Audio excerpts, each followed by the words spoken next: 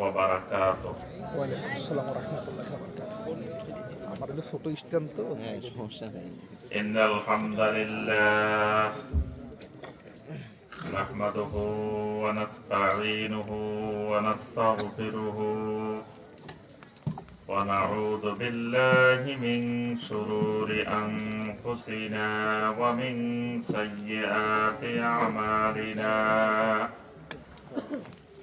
من يهده الله فلا مضل له ومن يضلل فلا هادي له وأشهد أن لا إله إلا الله وحده لا شريك له وأشهد أن محمدا عبده ورسوله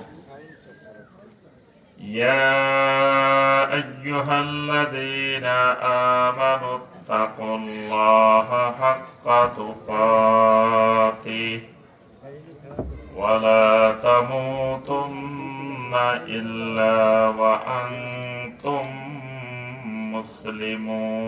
مسلمون يا أيها الناس اتقوا ربكم الذي خلقكم من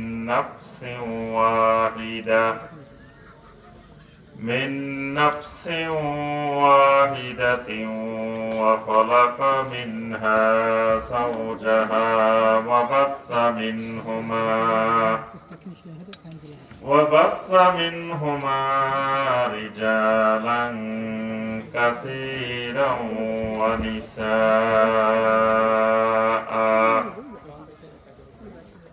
واتقوا الله الذي تساءلون به والأرحام إن الله كان عليكم رقيبا يا أيها الذين آمنوا اتقوا الله وقولوا قولا سديدا يصلح لكم أعمالكم ويغفر لكم ذنوبكم ومن يطع الله ورسوله فقد فاز فوزا عظيما أما بعد فإن خير الحديث كتاب الله وخير الهدي هدي محمد صلى الله عليه وسلم وشر الأمور محدثاتها وكل محدثة بدعة وكل بدعة ضلالة وفي رواية وكل ضلالة في النار اللهم صل على محمد وعلى آل محمد كما صليت على إبراهيم وعلى آل إبراهيم إنك حميد مجيد اللهم بارك على محمد وعلى آل محمد كما باركت على إبراهيم وعلى آل إبراهيم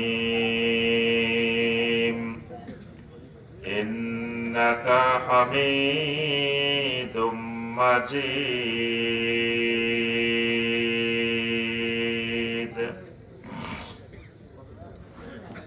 পাবনা জেলার সুজানগর উপজেলার ভবানীপুর এলাকায় অবস্থিত বাইতুস সালাহ আহলুল হাদিস জামে মসজিদের উদ্যোগে আয়োজিত আজকের এই গুরুত্বপূর্ণ বরকতময় ফজিলতময় তাফসীরুল কোরআন মাহফিলের সম্মানিত সভাপতি, সম্মানিত উলামায়ে কেরাম, আইম্মায়ে মাসাজিদ, মুরব্বিয়ানে জাম, আমার অত্যন্ত স্নেহের মহব্বতের যুবক কিশোর শিশু ভাইয়েরা এবং পর্দার আড়ালের আমার সম্মানিতা মা এবং বোনেরা,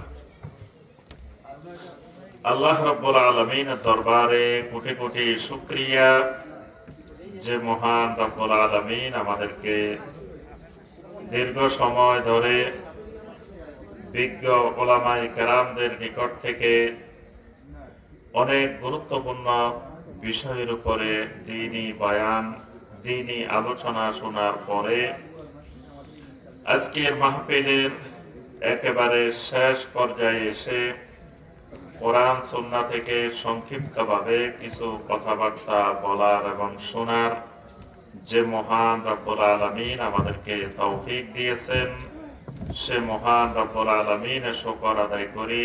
সকলে বলি আলহামদুলিল্লাহ।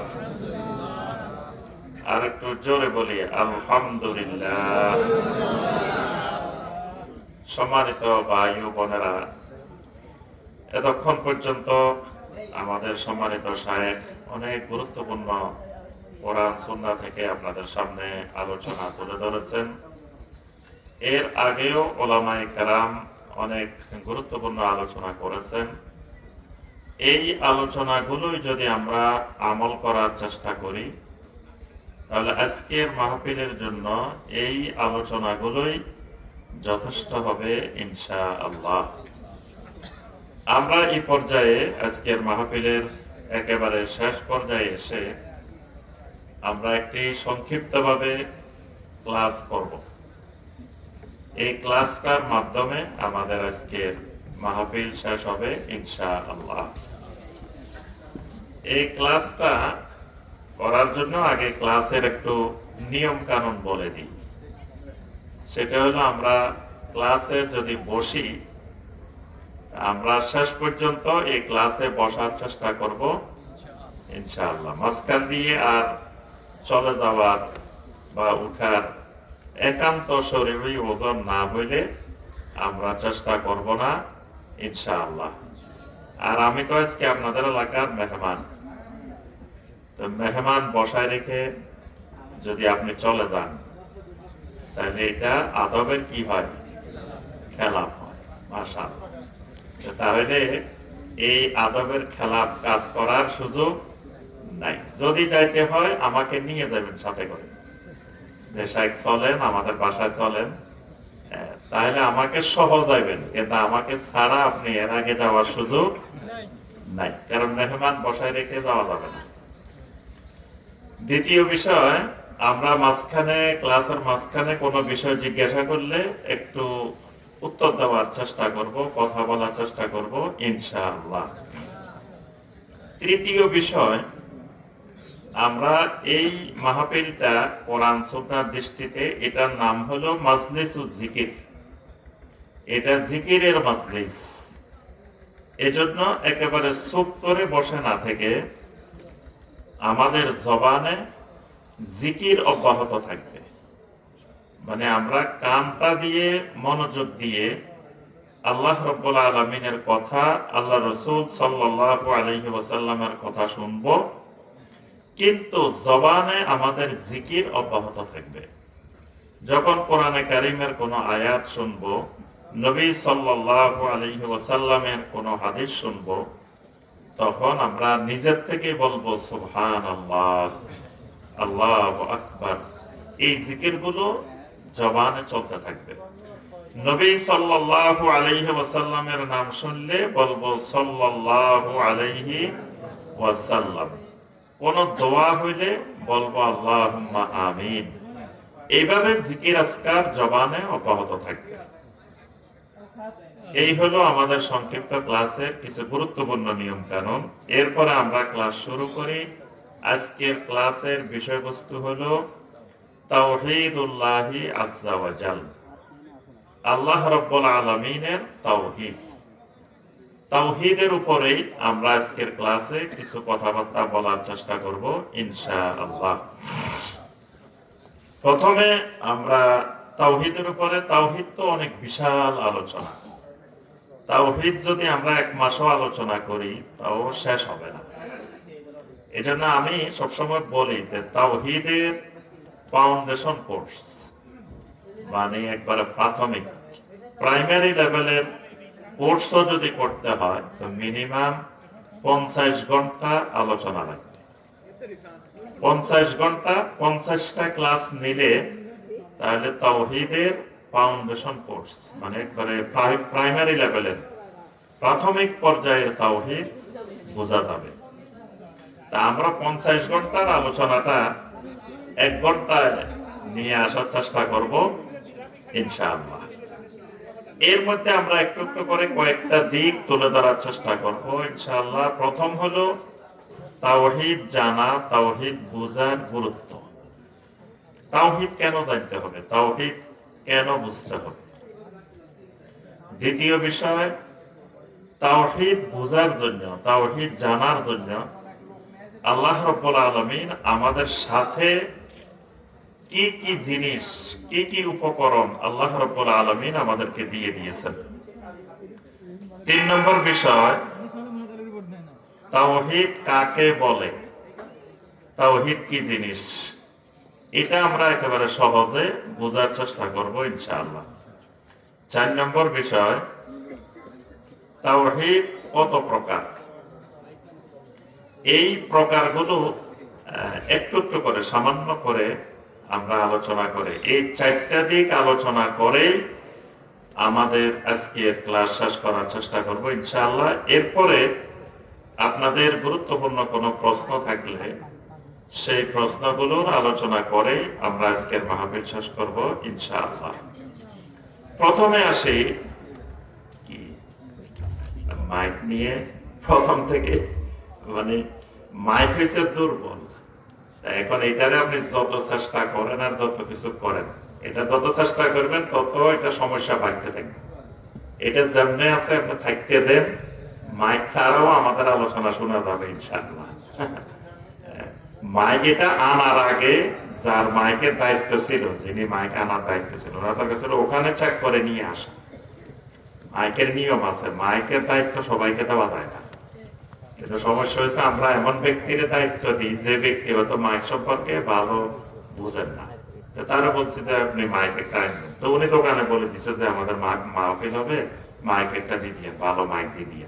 তো ওনারাও জানেন যে মাহফিলের যারা আসছে এরা মাইক সম্পর্কে এত অভিজ্ঞ না, একটা দিলেই হয়। গান বাজনার অনুষ্ঠান হলে কিন্তু এগুলো দিত না, যেহেতু এটা না মাহফিল, তো ওনারা একটা দিয়ে দিচ্ছে। এখন আমি এটার আপনি যত ঠেলবেন, যখন মাইক দুর্বল প্রথমে আপনি বুঝতে পারবেন মাইক দুর্বল, যে এটার আলামত।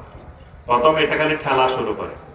আমরা তো সারা বাংলাদেশে মাহফিলে যাই না, কোন মাহফিল আছে দেখবেন যে এটা 1 হাত দূরে থাকলেও কোনো অসুবিধা নেই, এখান থেকে আমার আওয়াজ টেনে নিয়ে যাবে। আর কিছু আছে খালি ঠেলে, খালি ঠেলে, চুমকাটা আমার মুখের মধ্যে ঢুকে দিতে চায়। কারণ কি, তার ভাইকে আওয়াজটা আনে না, মনে হয় যে আমার মুখের ভিতরে দিয়ে কথা বলি, তাইলে মোটামুটি আপনারা শুনতে পারেন।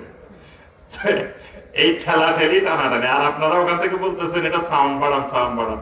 তো এটা বুড়া মানুষের যদি কন যে আপনি বুড়া মানুষ একটা রে, আপনি যদি 1 মন তুলে দিচ্ছেন মাথার উপরে, যদি কথা আপনি এখান থেকে অমুক সুজানগর নিয়ে যান, তো বুড়া মানুষ এটা পারব না, এটার পাওয়ার নাই। আপনি আওয়াজ বাড়ান পেলে এটার আওয়াজে আরো বিঘ্ন সৃষ্টি হবে, আরো আপনাদের কান টান ধরে যাইব, আমারও কান ধরে মাথা ব্যথা শুরু হবে একটু পরে। এই জন্য এটার আওয়াজ বাড়ানোর দরকার, এটা যেমনি আছে এমনি থাক। আমরা যতটুকু পারি এটার দ্বারাই আমাদের এমনি শোনা যাবে ইনশাআল্লাহ। তো সামনে থেকে খেয়াল রাখবেন, যাকে মাইকের দায়িত্ব দিবেন, মাহফিলের জন্য মাইকটা খুব গুরুত্বপূর্ণ। আমি এটা সারা বাংলাদেশে বলি। আমাদের এই বিশেষ করে এই সহিহ আকীদার আহলুল হাদিসের যে প্রোগ্রামগুলো হয়, এর মধ্যে অধিকাংশ জায়গায় মাইকের সমস্যা লাগে। কারণ আছে এটা।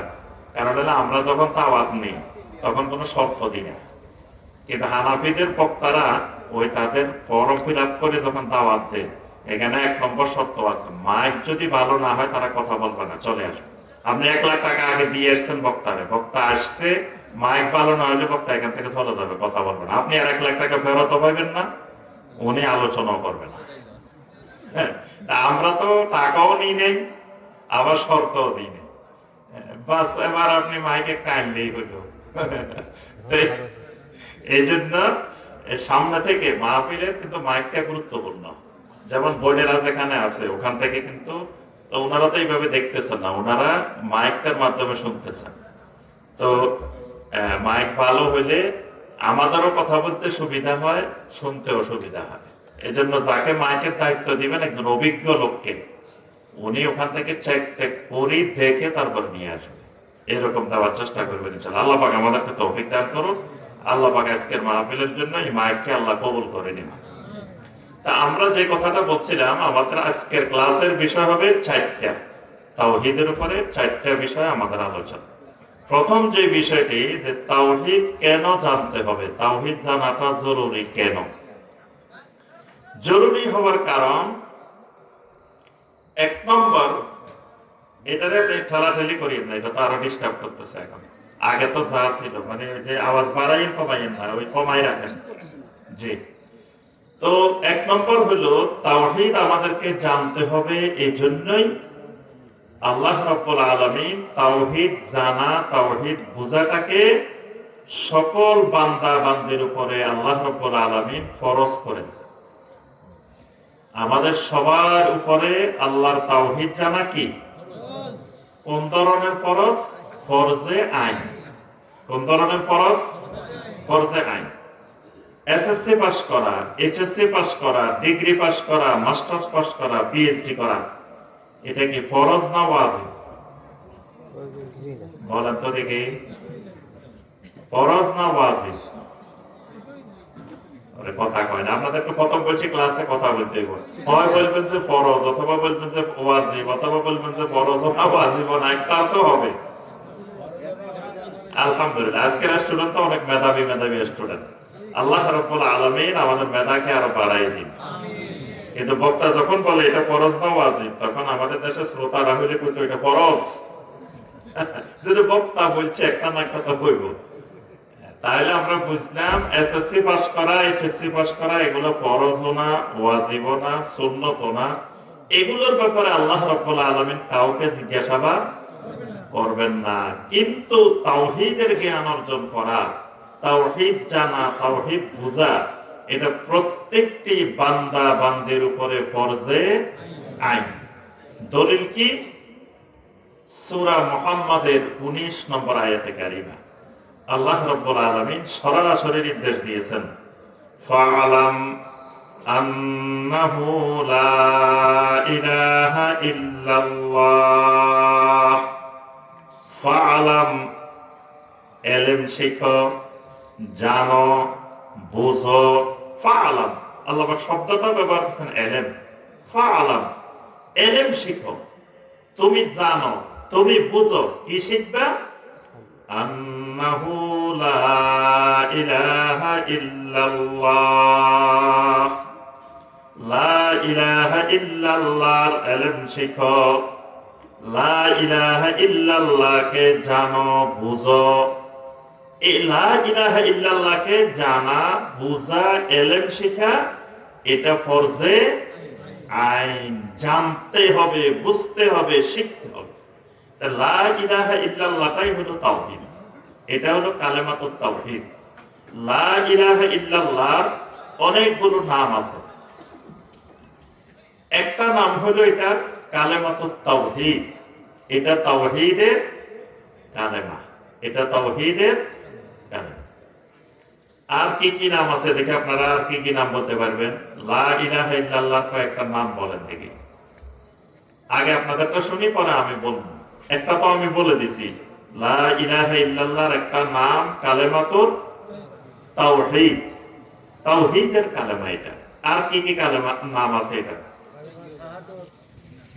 এটার নাম কালেমা শাহাদাত না? হ্যাঁ, তাহলে এটার আরেকটা নাম কালেমায়ে, মানে পড়ে কালেমায়ে তাইয়্যিবা। এটার আরেকটা নাম কালেমায়ে তাইয়্যিবা। আল্লাহ সুবহানাহু ওয়া তাআলা কোরআনে কারীমের মধ্যে বলছেন, আলাম তারা কাইফা দারাবাল্লাহু মাসালান কালিমাতান তাইয়্যিবাতান কাশাজারাতিন তাইয়্যিবা আসলুহা সাবিতুন ওয়া ফারউহা ফিস সামা। আল্লাহ রাব্বুল আলামিন বলেন, তোমাদের কাছে আমি একটা কালেমার দৃষ্টান্ত উপস্থাপন করতেছি। কালিমাতান তাইয়্যিবাতান, এই কালেমাটা হলো এমন একটা পবিত্র কালেমা, কাশাজারাতিন তাইয়্যিবা, এটা একটা পবিত্র গাছের মতো। আসলুহা সাবিতুন ওয়া ফারউহা ফিস সামা, এটার শিকড় হলো পুরা জমিনের মধ্যে বিস্তৃত। সুবহানাল্লাহ। পুরা জমিন যদি উপড়িয়ে ফেলা হয়, তারপরেও এই তাওহীদকে জমিন থেকে উৎখাত করা যাবে না, কারণ এটার শিকড় জমিনের অনেক গভীরে। ওয়া ফারউহা ফিস সামা, এটার শাখা প্রশাখা হলো আসমানে। এটার শাখা প্রশাখা পুরো আসমান ব্যাপী বিস্তৃত, এটার শিকড় পুরো জমিন ব্যাপী বিস্তৃত। সুবহানাল্লাহ। তাহলে এটার আরেকটা নাম কালেমায়ে তাইয়্যিবা। এই কালেমার আরেকটা নাম কালেমাতুল ইখলাস। এটার আরেক নাম কালেমাতুল ইখলাস। যেমন সূরা ইখলাস, সূরা ইখলাস কিসের আলোচনা? তাওহীদের আলোচনা, তাওহীদের সূরা। ঠিক একই ভাবে এই লা ইলাহা ইল্লাল্লাহর আরেক নাম কালেমাতুল ইখলাস। এই কালেমাটার আরেক নাম হলো কালিমাতুল্লাহ। এটি হলো আল্লাহ রাব্বুল আলামিনের কালেমা। এটার আরেক নাম হলো কালিমাতুত তাকওয়া, তাকওয়ার কালেমা। এই কালেমার আরেক নাম হলো আল উরওয়াতুল ওয়াসকা। এই কালেমার আরেক নাম হলো আল কাউলুস সাবিত। এই কালেমার আরেক নাম হলো কালিমাতুস সাওয়া। এই কালেমার আরেক নাম হলো কালিমাতুম বাকিয়া। আরো অনেকগুলো নাম আছে। এই লা ইলাহা ইল্লাল্লাহর অনেক নাম আছে, আমরা নামের দিকে যাচ্ছি না। এই লা ইলাহা ইল্লাল্লাহ, এটার ইলম শেখা ফরজ।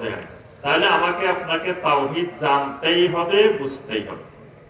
2 নম্বর, আল্লাহ রাব্বুল আলামিন আমাকে আপনাকে সৃষ্টি করেছেন তাওহীদ জানার জন্য, তাওহীদ বোঝার জন্য, তাওহীদের ভিত্তিতে আল্লাহর গোলামি করার জন্য। সূরা আয-যারিয়াতের 56 নম্বর আয়াতে কারিমা আল্লাহ রাব্বুল আলামিন ঘোষণা করেন, ওয়া মা খালাকতুল জিন্না ওয়াল ইনসা ইল্লা লিয়াবুদুন। আল্লাহ রাব্বুল আলামিন বলেন, আমি জিনকে বানিয়েছি, মানুষকে বানিয়েছি, অর্থাৎ সমগ্র মাখলুকাতকে বানিয়েছি ইল্লা লিয়াবুদুন। ইল্লা লিয়াবুদুনের অর্থ হলো ইল্লা লিওয়াহিদুনি বিল ইবাদা, বান্দা তাওহীদের ভিত্তিতে একমাত্র আমি আল্লাহর ইবাদত করবে। সুবহানাল্লাহ। তাহলে বান্দার কাজ হলো তাওহীদের ভিত্তিতে আল্লাহর গোলামি করা। এখন বান্দাকে যদি তাওহীদে না জানে, তাহলে ইবাদত করবে কেমনে? যখন তাওহীদ না জেনে বান্দা আল্লাহর ইবাদত করবে, তখন ওই ইবাদতের মধ্যে শিরিক হয়ে যাবে, কুফর হয়ে যাবে, বেদাত হয়ে যাবে, কিন্তু বান্দা বুঝতে পারবে না। তাওহীদ জানা না, তাওহীদ বুঝে না, আল্লাহর ইবাদত করতেছে। তার অর্থ হলো লোকটা ইবাদত করতে যায় শিরিক করে বসে থাকবে, ইবাদত করতে যায় কুফরি করে বসে থাকবে, ইবাদত করতে গিয়ে বেদাত করে বসে থাকবে। এজন্য আল্লাহ রাব্বুল আলামিন সূরা আল কাহাফের একেবারে শেষ আয়াত 110 নম্বর আয়াত আল্লাহ রাব্বুল আলামিন বলেন, ফামান কানা ইয়ারজু লিকা রাব্বিহি ফালইয়ামাল আমালান সালিহা ওয়ালা ইউশরিক বিইবাদাতি রাব্বিহি আহাদা। আল্লাহ রাব্বুল আলামিন ঘোষণা করেন, ফামান কানা ইয়ারজু লিকা রাব্বিহি, যে ব্যক্তি আল্লাহ রাব্বুল আলামিনের সাথে সাক্ষাৎ কামনা করে, মোলাকাত কামনা করে, আল্লাহর সাথে দেখা করবে, আল্লাহকে দেখবে, এই কামনা যার অন্তরে আছে, ফালিয়ামাল আমালান সালিহা, সেই যেন বেশি বেশি করে আমলে সালেহ করে, সেই যেন আমল করে। তবে খেয়াল রাখতে হবে, ওয়ালা ইউশরিক বিইবাদাতি রাব্বিহি আহাদা, আল্লাহর ইবাদত করতে গিয়ে যেন ইবাদতের মধ্যে কাউকে শরীক না করে। এখন যদি তাওহীদ না জানে, তাওহীদ না বুঝে, আল্লাহর ইবাদত করতে গিয়ে শিরিক করে বসে থাকবে, সেটা তাওহীদ বুঝে না। তাহলে তাওহীদ না বুঝলে সে শিরিকও বুঝবে না। তাহলে এই কারণে আল্লাহর ইবাদত করতে হলে, আমাকে আপনাকে সৃষ্টির উদ্দেশ্য সফল করতে হলে তাওহীদ জানা। 3 নম্বর, তাওহীদ হলো বান্দার উপরে আল্লাহ রাব্বুল আলামিনের অধিকার, আল্লাহর হক। আল্লাহ রাব্বুল আলামিন বান্দার উপরে একটা গুরুত্বপূর্ণ অধিকার আল্লাহ রাব্বুল আলামিন ফরজ করে দিয়েছেন। সেই ফরজ অধিকারটা হলো বান্দা আল্লাহর তাওহীদের ভিত্তিতে আল্লাহর গোলামি করবে। মুআজ ইবনে জাবাল রাদিয়াল্লাহু তাআলা আনহু বলেন, একদিন আমি নবী সাল্লাল্লাহু আলাইহি ওয়াসাল্লামের সাথে একই গাধার উপরে বসা, কুনতু রাদিফান নবী সাল্লাল্লাহু আলাইহি ওয়াসাল্লাম আলা হিমারিন, একটা গাধার উপরে আমি নবী সাল্লাল্লাহু আলাইহি ওয়াসাল্লামের পিছনে বসা। আমাকে নবী সাল্লাল্লাহু আলাইহি ওয়াসাল্লাম ডাক দিলেন, ইয়া মুআজ। আমি বললাম, লাব্বাইক ওয়া সাআদাইক ইয়া রাসূলুল্লাহ। নবী সাল্লাল্লাহু আলাইহি ওয়াসাল্লাম বললেন, মুআজ, আতাদরি মা হাক্কুল্লাহি আলাল ইবাদ। মুআজ, তুমি কি জানো বান্দার উপরে আল্লাহর হক কি, আল্লাহর অধিকার কি? মুআজ ইবনে জাবাল রাদিয়াল্লাহু তাআলা আনহু বলেন, আমি বললাম, আল্লাহু ওয়া রাসূলুহু আ'লাম, আল্লাহ এবং আল্লাহর রাসূল এই ব্যাপারে ভালো জানেন। তখন নবী সাল্লাল্লাহু আলাইহি ওয়াসাল্লাম বললেন, হাক্কুল্লাহি আলাল ইবাদ আইয়াবুদুহু ওয়াহদা ওয়া লা ইউশরিকু বিহি শাইআ। মুআজ, বান্দার উপরে আল্লাহ রাব্বুল আলামিনের অধিকার হলো, আল্লাহর হক হলো আইয়াবুদুহু ওয়াহদা, বান্দা একমাত্র তাওহীদের ভিত্তিতে আল্লাহর ইবাদত করবে, ওয়ালা ইউশরিকু বিহি শাইআ, আল্লাহর সাথে কাউকে শরীক করবে না। আল্লাহ রাব্বুল আলামিনের সাথে কোনো কিছুকে শরীক করবে না। এটা আল্লাহর অধিকার বান্দার উপরে। তাহলে বান্দার উপরে এই অধিকার ফরজ অধিকার। এই ফরজ অধিকার বাস্তবায়ন করতে গেলে বান্দাকে তাওহীদ জানতেই হবে। 4 নম্বর, ইসলামের উপরে থাকতে হলে, ঈমানের উপরে থাকতে হলে তাওহীদ লাগবে। তাওহীদ হলো ঈমানের রূহ, তাওহীদ হলো ইসলামের রূহ। যে ইসলামের ভিতরে তাওহীদ আছে, যে ঈমানের ভিতরে তাওহীদ আছে, ওইটাই হলো জীবন্ত ঈমান, জীবন্ত ইসলাম। যে ইসলামের ভিতরে তাওহীদ নাই, যে ঈমানের ভিতরে তাওহীদ নাই, ওইটা হলো মরা ঈমান, ওইটা হলো মরা ইসলাম, ওইটা রূহ নাই। রূহবিহীন ইসলাম, রূহবিহীন ঈমান।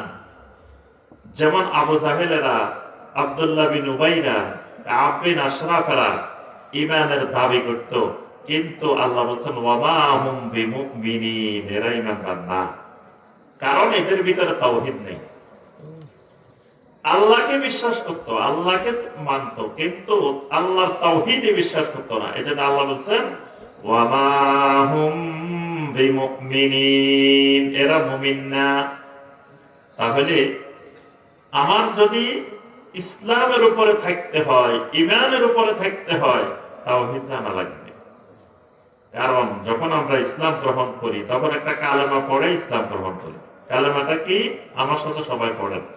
আশহাদু আল্লাহ ইলাহা ইল্লাল্লাহু ওয়াহদাহু লা শারীকা লাহু ওয়া আশহাদু আন্না মুহাম্মাদান আবদুহু ওয়া রাসূলুহু। সুবহানাল্লাহ। এই কালেমাটা পড়ার সাথে সাথে একজন মানুষ কালেমা পড়ার আগে ছিল জাহান্নামী, কালেমাটা পড়ার সাথে সাথে মানুষটাও হয়ে গেল জান্নাতি। সুবহানাল্লাহ। কালেমা পড়ার আগে লোকটা ছিল নাপাক, কালেমা পড়ার পরে লোকটা হয়ে গেছে পাক। কালেমা পড়ার আগে লোকটার সাথে আমার কোনো ধরনের সম্পর্ক ছিল না, কালেমা পড়ার পরে লোকটা আমার দ্বীনী ভাই হয়ে গেছে। সুবহানাল্লাহ। এই কালেমাটার ভিতরে আল্লাহ রাব্বুল আলামিনের সাথে ওয়াদা করতে হয়, ওয়াহদাহু লা শারীকা লাহু। ওয়াহদাহু, ওয়াহদাহু মানে হলো আল্লাহর তাওহীদ। ওয়াহদাহু, যে আমি লা ইলাহা ইল্লাল্লাহ বলছি, ওয়াহদাহু তাওহীদের ভিত্তিতে, আল্লাহ তাওহীদের ভিত্তিতে। লা শারীকা লাহু, আল্লাহ রাব্বুল আলামিনের কোনো শরীক নাই। এটা বলেই আমাকে ইসলামে ঢুকতে হয়। সুতরাং তাওহীদ বিহীন ইসলামের উপরে থাকা যায় না। 5 নম্বর, এই তাওহীদের কালেমা নিয়ে যদি মারা যায়, এই তাওহীদের কালেমা নিয়ে যদি কবরে যায়, আল্লাহ রাব্বুল আলামিন আমাকে আপনাকে জান্নাত দিবেন। যদি তাওহীদের কালেমা না নিয়ে কবরে যাই, আল্লাহ রাব্বুল আলামিনের জান্নাত পাওয়া যাবে না। এজন্য আল্লাহ রাব্বুল আলামিন কোরআনে কারীমে ঘোষণা করেছেন, ইন্নাল্লাযীনা ক্বালু রাব্বুনাল্লাহু সুম্মা ইসতাকামু, যে মানুষগুলো বলে রব্বুনাল্লাহ, আমাদের রব হলেন একমাত্র আল্লাহ, সুম্মা ইসতাকামু, এরপরে এই তাওহীদের উপরে, রব্বুনাল্লাহর উপরে মৃত্যু পর্যন্ত ইস্তিকামত থাকে, তাতানাজ্জালু আলাইহিমুল মালাইকাতু, মৃত্যুকালে আল্লাহর রহমতের ফেরেশতারা ওই মানুষগুলোর কাছে আগমন করে, রহমতের ফেরেশতারা আসে।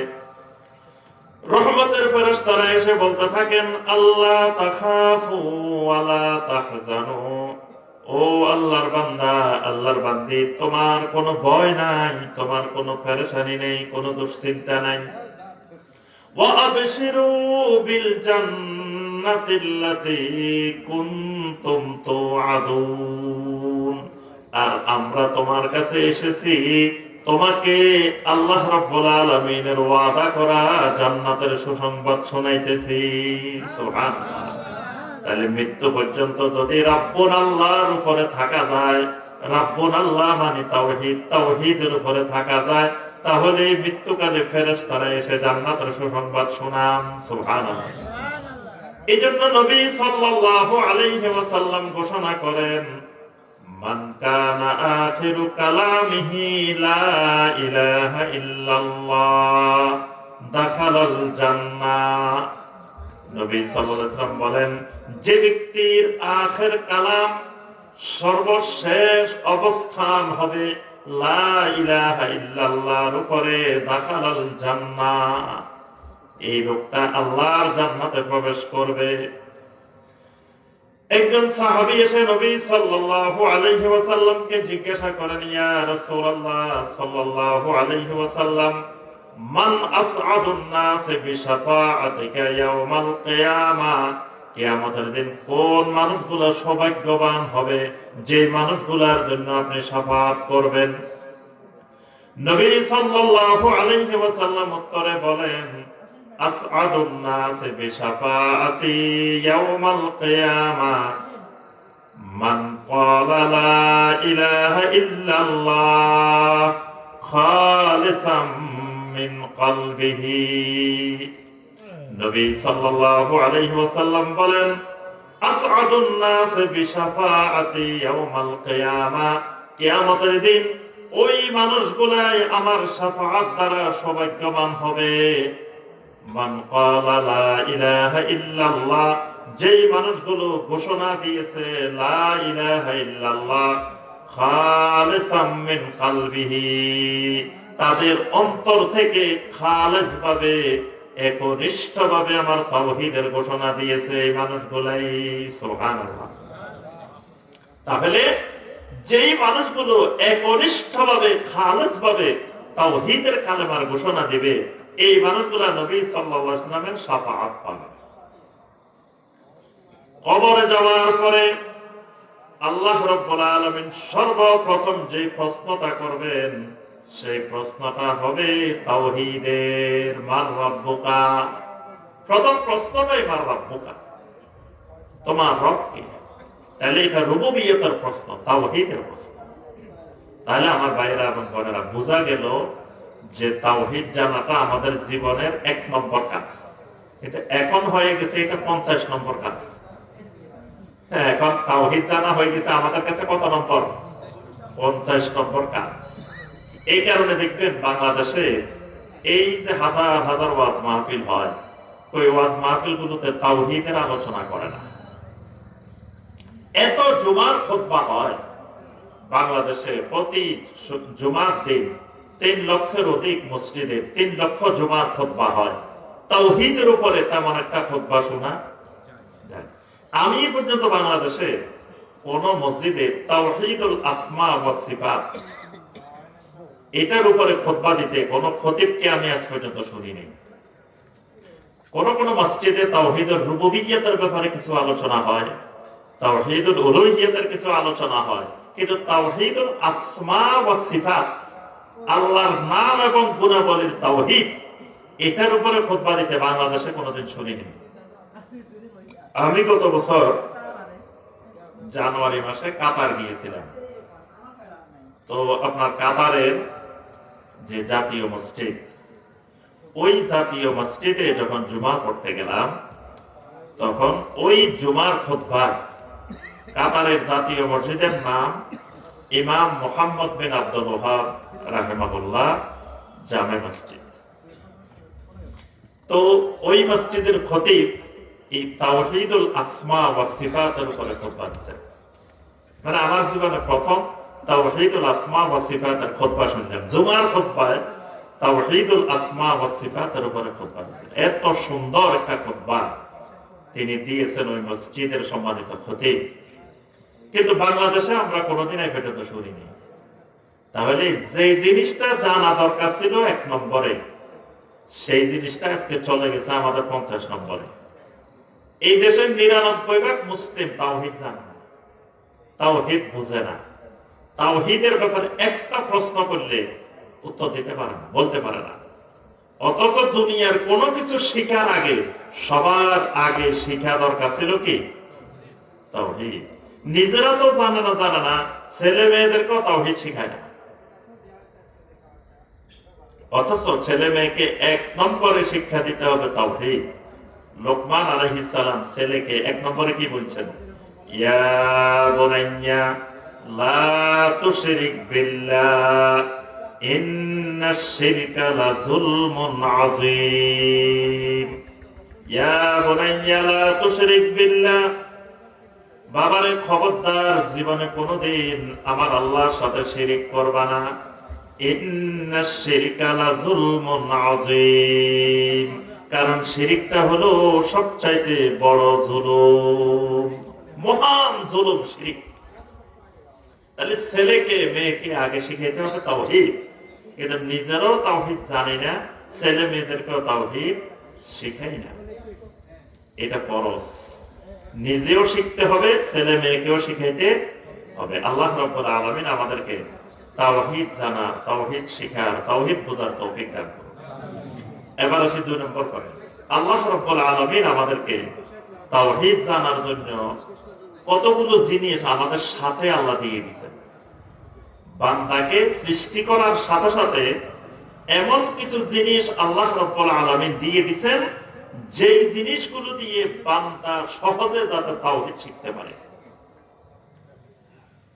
সূরা আর-রুমের 30 নম্বর আয়াতে আল্লাহ রাব্বুল আলামিন ঘোষণা করেন, ফিতরাতাল্লাহিল্লাতী ফাতারান নাসা আলাইহা। আল্লাহ রাব্বুল আলামিন বলেন, বান্দাকে, মানুষকে আমি আল্লাহ যেদিন সৃষ্টি করেছি, ওই সৃষ্টির ভিতরে আমি একটা ফিতরত দিয়ে দিছি। ফিতরত, এই ফিতরতটাই হলো তাওহীদ। এজন্য আল্লাহ রাব্বুল আলামিন বান্দার সৃষ্টির সাথে সাথে বান্দাকে যখন রূহ দেন, রূহের সাথে সাথে তাওহীদ দিয়ে দেন। সুবহানাল্লাহ।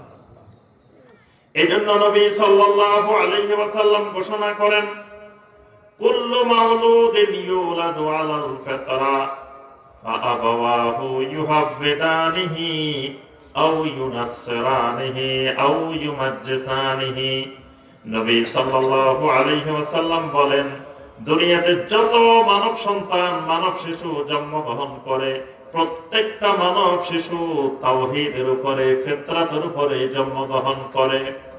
ফাআবাওয়াহু ইউহাব্বিদানিহি আও ইউনাসসিরানিহি আও ইউমাজ্জিসানিহি। অতঃপর তার মা বাবা তাকে ইহুদি বানায়, অথবা খ্রিস্টান বানায়, অথবা অগ্নিপূজারী বানায়, কিন্তু শিশুরা জন্মগ্রহণ করে কিসের উপরে? তাওহীদের উপরে। আচ্ছা, তাহলে এবার বলেন তো দেখি, আপনারা কখন মুসলিম হয়েছেন? কত বছর বয়সে মুসলিম হয়েছেন? জি, জন্মের সময়। আচ্ছা, তাহলে আপনার বয়স যদি 40 বছর, আপনার মুসলিম হওয়ার বয়স কয় বছর? জি, 1-2 জন 40 বলছেন, বাকিরা কিছু বলতেছেন না। কি বাকিরা কি চিন্তা করতেছেন? জি, 40-এ। কি এর মধ্যে কম বেশি আছে কিনা দেখে, আর কেউ বলতে পারেন কিনা? একজন ব্যক্তির বয়স 40 বছর। আমরা স্কুলে পিতা পুত্রের বয়সের সমষ্টি অঙ্ক করছি না? পিতা পুত্রের বয়সের সমষ্টি এত বছর, পিতার বয়স এত বছর হইলে পুত্রের বয়স কত, এরকম অঙ্ক করছি না? কত? এখন একজন ব্যক্তির বয়স 40 বছর, তাহলে তার ইসলাম গ্রহণের বয়স কত বছর? 40-এ। জি, ওই যে ভাই একটা বলছেন যে 8 বছর বাদ দিতে হবে, তাহলে 32 বছর নাকি? জি, 32 বছর। এটা ঠিক আছে? 8 বছর কি কারণে বাদ দিতে হবে ভাই বলেন দেখি? এটা বাদ দিতে হবে কেন? সে তো কোনো বালেগ হয় নাই। যদি বালেগ হওয়ার বয়স বাদ দেন, তাহলে তো 14 বছর 15 বছর ধরতে হবে। 7-8 বছর তো বাদ যাওয়ার কোনো সূত্র নাই।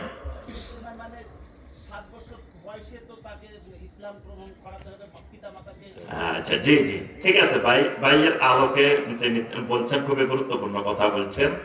জি, আমি যে কথাটা বলছি ওই কথাটা বুঝতে পারেন না। এই সূত্রে, মানে এই প্রশ্নে বোঝা গেছে যে এর আগে যে কথাটা বলছি ওই কথাটা বুঝতে পারেন না। আল্লাহ সুবহানাহু ওয়া তাআলা বলছেন, ফিতরাতাল্লাহিল্লাতী ফাতারান নাসা আলাইহা। মানুষকে আমি আল্লাহ যখন সৃষ্টি করি, ওই সৃষ্টির সাথে সাথে আমি আল্লাহ তার ভিতরে ফিতরত দিয়ে দিই, তাওহীদ দিয়ে দিই।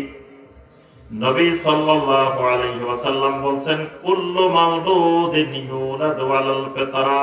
প্রত্যেকটা মানব শিশু ইসলামের উপরে জন্মগ্রহণ করে।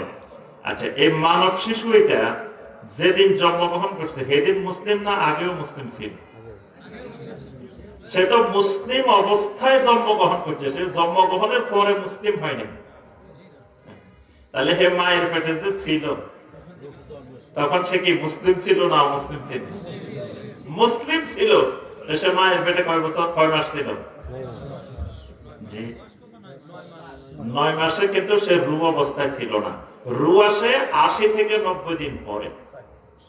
একজন মানব শিশুর রূহ আসে 80 থেকে 90 দিন পরে। তো 90 দিন হচ্ছে 3 মাস।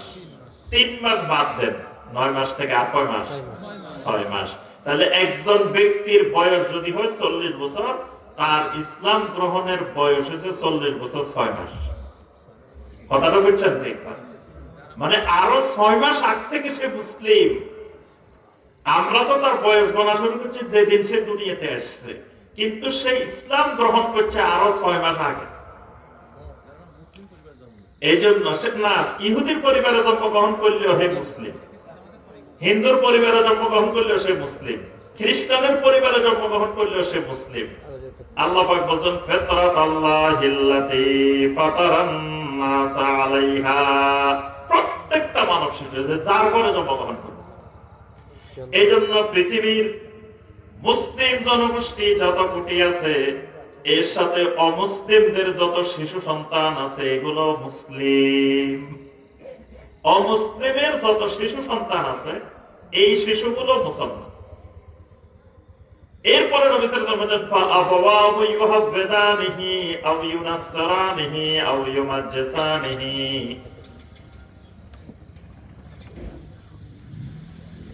আচ্ছা তাহলে বইয়ের ওখানে বলেন, ওখানে যে খবর নিতে পারবেন। আল্লাহ রাসূল সাল্লাল্লাহু আলাইহি ওয়াসাল্লাম বলেন ফাআবাওয়াহু ইউহাব্বিদানিহি আও ইউনাসসারানিহি আও ইউমাজ্জিসানিহি। পরবর্তীতে তার মা বাবা তাকে ইহুদি বানিয়েছে, তার মা বাবা খ্রিস্টান বানিয়েছে, মা বাবা হিন্দু বানিয়েছে, মা বাবা বৌদ্ধ বানিয়েছে, মা বাবা অন্যান্য কিছু বানাইছে, কিন্তু সে প্রথমে মুসলিম অবস্থায় তাওহীদ নিয়ে জন্মগ্রহণ করছে। আল্লাহ রাব্বুল আলামিন আল্লাহর একজন বান্দাকে, আল্লাহর একজন বান্দিকে আহলুত তাওহীদ বানানোর জন্য ওই জন্মের সাথে, দুনিয়াতে আসার সাথে সাথে, রূহ দেওয়ার সাথে সাথে আল্লাহ রাব্বুল আলামিন ফিতরতের ভিতরে তাওহীদ দিয়ে দিয়েছেন। বান্দার ফিতরতের মধ্যে, সৃষ্টির মধ্যে তাওহীদ ঢুকিয়ে দিয়েছেন। এই কারণে দেখবেন আমাদের দেশে, সমাজে কিছু মানুষকে যদি আপনি জিজ্ঞাসা করেন ভাই আল্লাহ কোথায়, উত্তর দেখি না, আপনারা না বলছেন উপরে, কিন্তু আমাদের দেশের অধিকাংশ মানুষের উত্তর দেয় কোথায়?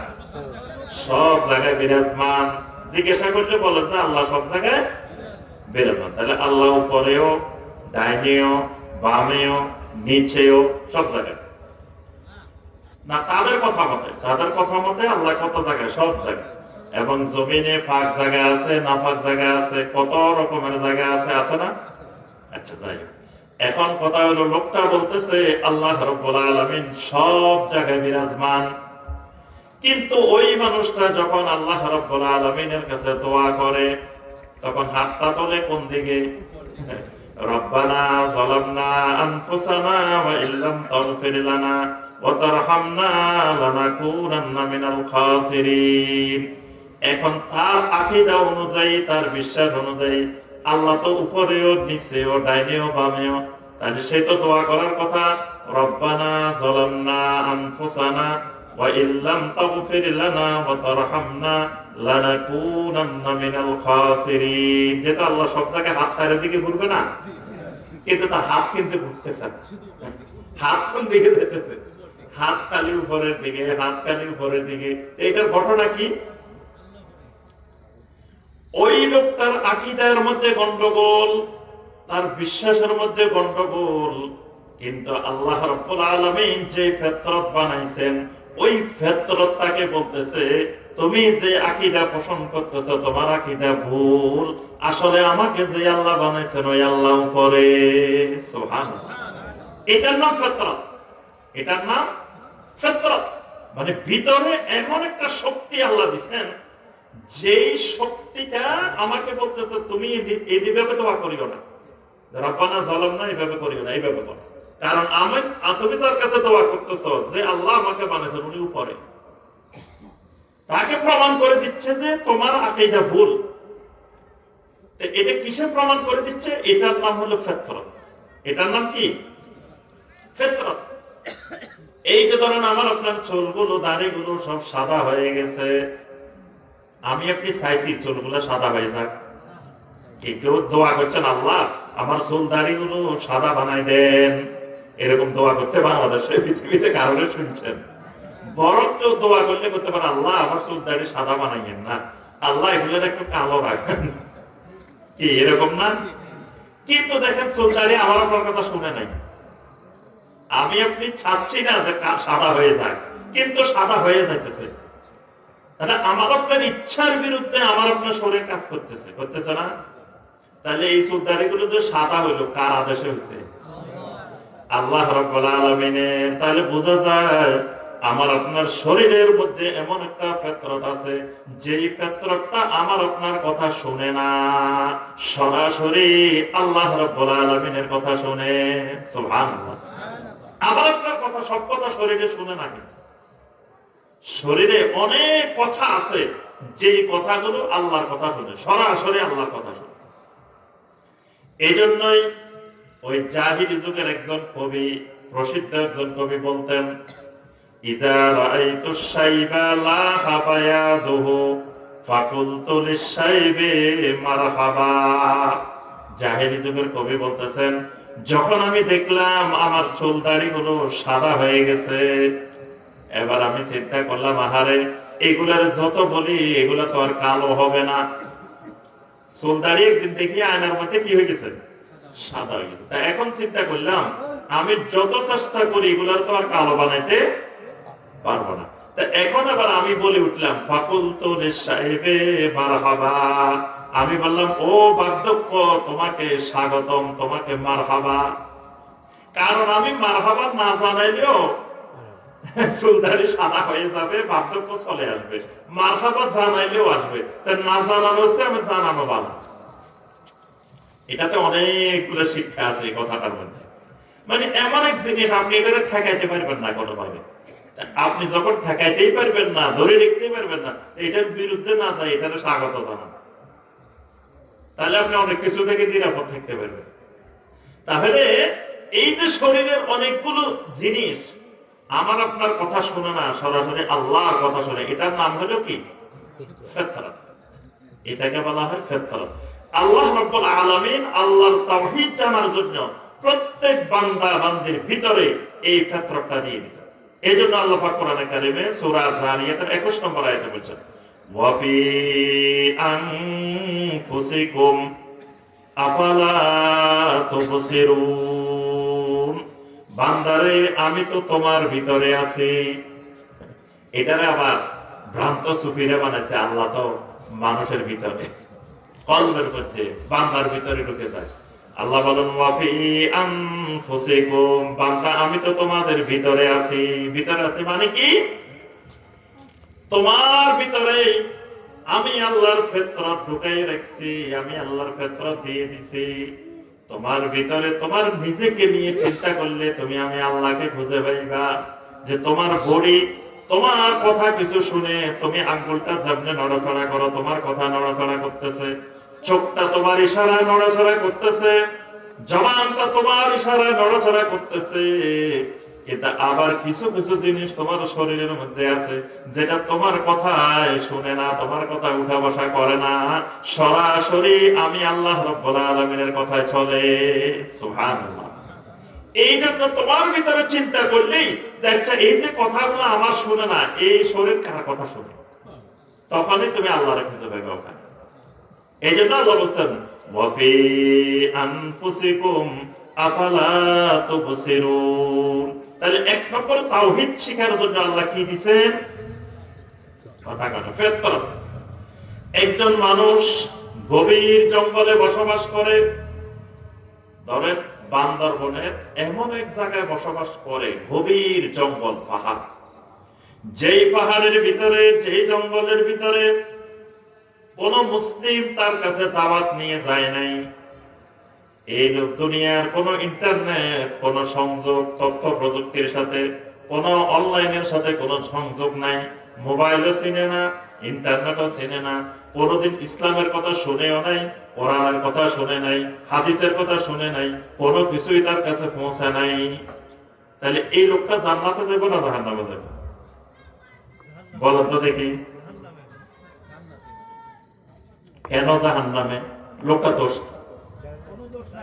লোকটা ইসলামের কথা দাওয়াতে পায়নি, লোকটার কাছে তো কেউ ইসলামের দাওয়াতে নিয়ে যায় না। এমন জায়গায় রয়েছে জঙ্গলের মধ্যে, সে কোনো উপায়ে সে ইসলামের দাওয়াতে পায় না। তো এই লোক জাহান্নামে যাবে কেন? জি, হে জানার চেষ্টা করছে, জানার কোনো মাধ্যম পায়নি, তার কাছে তো কোনো মানুষে যায় না, সে এমন গভীর জঙ্গলে, সেখানে কেউ দাওয়াতও নিয়ে যায় না, কেউ যায় নাই। এখন লোকটা জান্নাতে না জাহান্নামে? ওই লোকটা যদি তার ফিতরতকে কাজে লাগায়, যদি তার রবকে চিনতে পারে, তাহলে লোকটা জান্নাতে যাবে, লোকটা জাহান্নামে যাবে না। লোকটারে শুধু লোকটা নামাজ পড়ছে কিনা এটা আল্লাহ জিজ্ঞাসা করবেন না, লোকটা রোজা রাখছে কিনা এটা আল্লাহ রাব্বুল আলামিন জিজ্ঞাসা করবেন না, লোকটা অন্য অন্য ইবাদত বন্দেগী করছেন কিনা এটা আল্লাহ জিজ্ঞাসা করবেন না। কিন্তু একটা জিনিস লোকটাকে আল্লাহ রাব্বুল আলামিন জিজ্ঞাসা করবেন, সেটা হলো, বান্দা তোমাকে আমি একটা ফিতরত দিছিলাম, ফিতরত, ওই ফিতরত দিয়ে তুমি সকালবেলা প্রতিদিন দেখছো সূর্য পূর্ব দিকে উঠে পশ্চিম দিকে প্রতিদিন অস্ত যায়, এটা তো তুমি প্রতিদিন দেখছো। আকাশের দিকে তাকাইলে তুমি চাঁদ দেখছো, তারকারাজি দেখছো, গাছপালা দেখছো, আমি আল্লাহর কত মাখলুকাত তুমি দেখছো, কত আয়াত তুমি দেখছো। এই আয়াতগুলো দেখে, এই মাখলুকাত গুলো দেখে তুমি যদি এই বিশ্বাস করো যে এগুলো সবগুলার একজন পরিচালনাকারী আছেন, আমারও একজন সৃষ্টিকারী আছেন, এই বিশ্বাসটুকু করলেই, এই ফিতরতটা কাজে লাগাইলে এই লোকটা জান্নাতি। সুবহানাল্লাহ। এটা যদি কাজে লাগে, কারণ আল্লাহ সে যেখানেই থাকুক, আল্লাহ রাব্বুল আলামিন প্রত্যেক মানুষের মধ্যে এই ফিতরতটা দিয়ে দিয়েছেন। 2 নম্বরে আল্লাহ রাব্বুল আলামিন প্রত্যেক বান্দাবান্দির ভিতরে আকল দিয়ে দিয়েছেন। আকল, প্রত্যেক বান্দাবান্দির ভিতরে কি দিয়েছেন? আকল। আকল যদি না থাকে আমরা তারে কি কই? জি, ব্যাকল। ব্যাকল চিনেন? মানুষ দেখবেন একটু উল্টা পাল্টা করলে মানুষকে আরে ব্যাকল, আকল নেই। আল্লাহ রাব্বুল আলামিন প্রত্যেকটা মানুষকে একটা আকল দিয়েছেন। এই জন্য আল্লাহ সুবহানাহু ওয়া তাআলা কোরআনে কারিমে সূরা আল হুজুরাতে কিছু মানুষকে আল্লাহ বলছেন আকসারুহুম লা ইয়াকিলুন, এই মানুষগুলোর আকল নাই। এই মানুষগুলো, নবী সাল্লাল্লাহু আলাইহি ওয়াসাল্লাম দুপুরে একটু খাওয়ার পরে বিশ্রাম করতেছেন, লোকগুলো এসে নবী সাল্লাল্লাহু আলাইহি ওয়াসাল্লামের ঘরের চারিপাশে, হুজরার চারিপাশে ঘুরে ঘুরে আর কয়, ইয়া মুহাম্মদ আখরিজ ইলাইনা, ইয়া মুহাম্মদ আখরিজ ইলাইনা, আমরা তো অনেক দূর থেকে এসেছি, আমাদের অনেক কাজ, আমরা একটু তাড়াতাড়ি চলে যেতে চাই, হে আল্লাহ রাসূল সাল্লাল্লাহু আলাইহি ওয়াসাল্লাম আপনি একটু আসেন, আমাদের সাথে কথা বলেন। মানে তাদের এত জরুরি, এত কাজ, এরা চলে যাবো, দূরের থেকে আসছে। এই জন্য নবী সাল্লাল্লাহু আলাইহি ওয়াসাল্লামকে বিশ্রাম নিতে দিচ্ছে না। আল্লাহ রাসূল একটু বিশ্রাম নিতেছেন, এরা ঘরের চারিপাশে শুধু ডাকাডাকি শুরু করেছে। এখন নবী সাল্লাল্লাহু আলাইহি ওয়াসাল্লাম বিশ্রাম নিতে পারেন নাই, কিন্তু আল্লাহ রাসূল সাল্লাল্লাহু আলাইহি ওয়াসাল্লাম তাদেরকে কোনো বকাবকিও করেন নাই, কিছুই বলেন নাই। কিন্তু আল্লাহর হাবিবকে কষ্ট দিলে আল্লাহ সুবহানাহু ওয়া তাআলা সহ্য করেন না। আল্লাহ সুবহানাহু ওয়া তাআলা এই মানুষগুলোর ব্যাপারে আয়াত নাযিল করে দিয়েছেন, ইন্নাল্লাযীনা ইউনাদুনাকা মিন ওয়ারাইল হুজুরাতি আকসারুহুম লা ইয়াকিলুন। আল্লাহ রাব্বুল আলামিন বলেন, যেই মানুষগুলো আমার রাসূলকে হুজরার পিছন থেকে এইভাবে ডাকাডাকি করে, এদের অধিকাংশরে আকল নাই। ব্যাকল, আকল নাই। আল্লাহ শুধু এই কথা দেখেছে। তাহলে বোঝা গেল আল্লাহর তাওহীদ খুঁজে পাওয়ার জন্য আল্লাহ কি দিয়েছেন? আকল। প্রত্যেকটা মানুষকে আল্লাহ একটা আকল দিয়েছেন। আকল না থাকলে সে আর মানুষ থাকে না। মানুষ আর অন্য মাখলুকের মধ্যে পার্থক্য একটা, অন্য মাখলুকেরও হাত পা আছে, অনেক মাখলুকেরও দেখবেন মানুষের যা যা আছে তাদেরও তা তা আছে, কিন্তু একটা জিনিস নাই, মানুষ হলো জাবিল উকুল, তারা হলো গায়রে জাবিল উকুল। মানুষের ভিতরে আকল আছে, ওই মাখলুকগুলোর ভিতরে আকল নাই। পার্থক্য শুধু এটাই। আল্লাহ মানুষগুলোর আকল দিলেন কেন? জুবাইর ইবনে মুতাইম রাদিয়াল্লাহু তাআলা আনহু বলেন, নবী সাল্লাল্লাহু আলাইহি ওয়াসাল্লাম যখন কোরআনে কারীম তেলাওয়াত করতেন, আমি লুকাই লুকাই দূর থেকে কোরআনের তেলাওয়াত শুনতাম। একদিন নবী সাল্লাল্লাহু আলাইহি ওয়াসাল্লামকে দেখি মাগরিবের সালাতে নবী সাল্লাল্লাহু আলাইহি ওয়াসাল্লাম তেলাওয়াত করতেছেন, সূরা আত-তুরের তেলাওয়াত করতেছেন, আমি বাহিরে দূরে থেকে দাঁড়িয়ে দাঁড়িয়ে নবী সাল্লাল্লাহু আলাইহি ওয়াসাল্লামের তেলাওয়াত শুনতেছি। নবী সাল্লাল্লাহু আলাইহি ওয়াসাল্লাম তেলাওয়াত করতে করতে যখন এই আয়াতে কারিমার কাছে আসলেন, আম খুলিকু মিন গায়রি শাইইন আম হুমুল খালিকুন, আল্লাহ রাব্বুল আলামিন যখন প্রশ্ন করতেছেন, মানুষেরা কি মনে করে তারা নিজেরা নিজেরা সৃষ্টি হয়েছে নাকি তারা তাদেরকে কেউ সৃষ্টি করেছে? জুবাইর ইবনে মুতাইম রাদিয়াল্লাহু তাআলা আনহু বলেন, আমি যখন এই আয়াতে কারিমা শুনলাম, কাদা কলবি আইয়াতিরা, মনে হচ্ছিল আমার অন্তরটা আমার ভিতর থেকে ছিঁড়ে উড়ে চলে যাবে।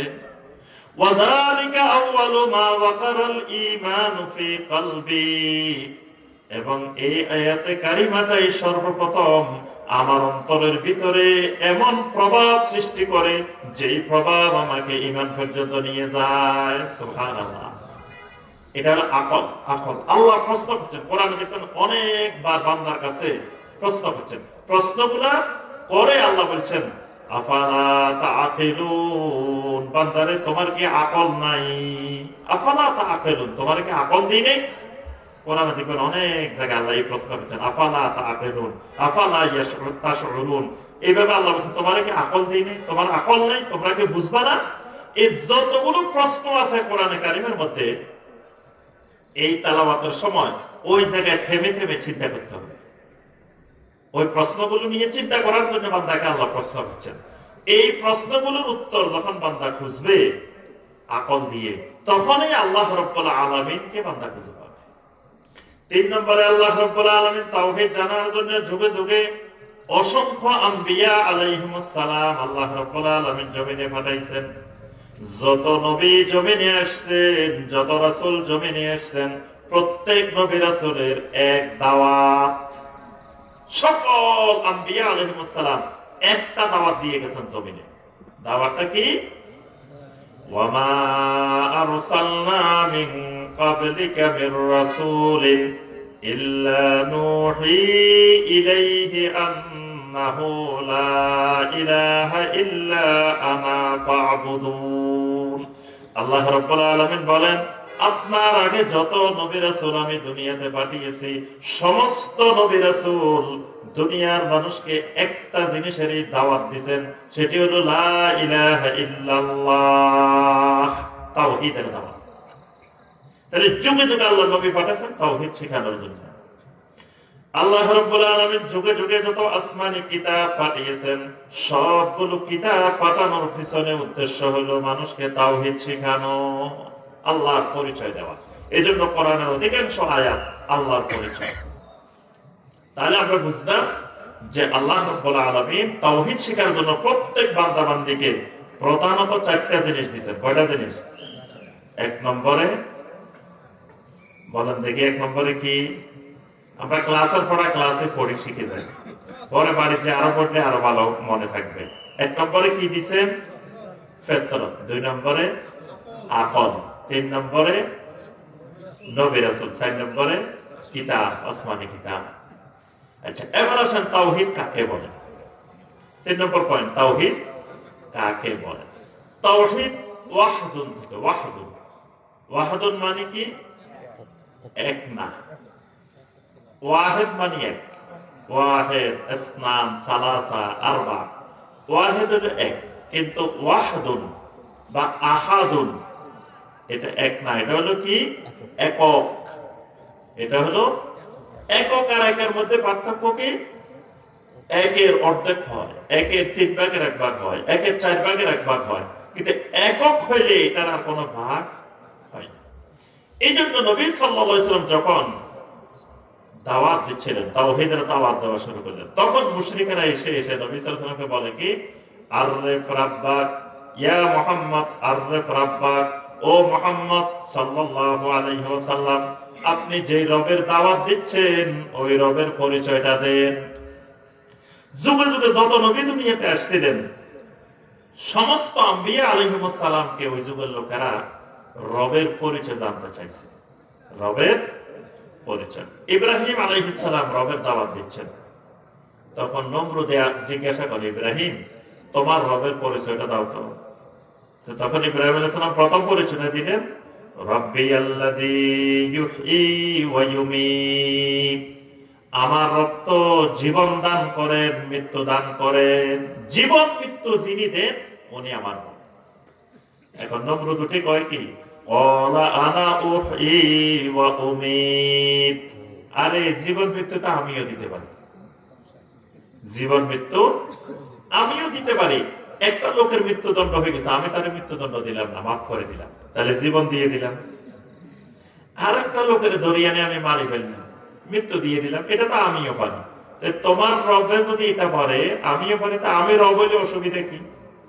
হ্যাঁ, এবার ইব্রাহিম আলাইহিস সালাম রবের দ্বিতীয় পরিচয় দিচ্ছেন। দ্বিতীয় পরিচয় কি? ফাইন্নাল্লাহা ইয়াতি বিশ-শামসি মিনাল মাশরিকি ফাআতি বিহা মিনাল মাগরিবি, আমার রব তো প্রতিদিন সূর্যটাকে পূর্ব দিক থেকে নিয়ে আসেন, তুমিও যদি রব হও তুমি সূর্যটাকে একটু পশ্চিম দিক থেকে নিয়ে আসো। তুমি যদি রব, আমার রবে যা করে তুমিও তা করতে পারো, তা আমার রব প্রতিদিন সূর্যকে কোন দিক থেকে আনেন? পূর্ব দিক থেকে। ফাআতি বিহা মিনাল মাগরিবি, তুমি পশ্চিম দিক থেকে নিয়ে আসো। ফাবুহিতাল্লাযী কাফার, আল্লাহ রাব্বুল আলামিন বলেন, এই কথা বলার পরে ফাবুহিতাল্লাযী কাফার, ওই লোকটা কি উত্তর দিবে? হতভম্ব হয়ে গেছে, ওই কাফের হতভম্ব হয়ে গেছে, কোনো কথাই বলতে পারতেছে না, কি বলবো এবার। এখন নবী সাল্লাল্লাহু আলাইহি সাল্লামকে আরবের কাফেররা এসে খালি কয় যে তুমি যে রবের দাওয়াত দিচ্ছ, তোমার রবের একটু পরিচয়টা দাও না, তোমার রবের চিনি। তখন আল্লাহ রাব্বুল আলামিন সূরা আল ইখলাস নাযিল করেছেন। এই সূরা আল ইখলাসের মধ্যে আল্লাহর পরিচয়টা দিয়েছেন, আল্লাহকে। কুল হুয়াল্লাহু আহাদ, ও রাসূল, তারা আপনার রবের পরিচয় জানতে চায়, তাদেরকে আপনার রবের পরিচয়টা দিয়ে দেন। হুয়াল্লাহ, যেই রবের পরিচয় তারা জানতে চাচ্ছে, ওই রবের নাম হলো আল্লাহ।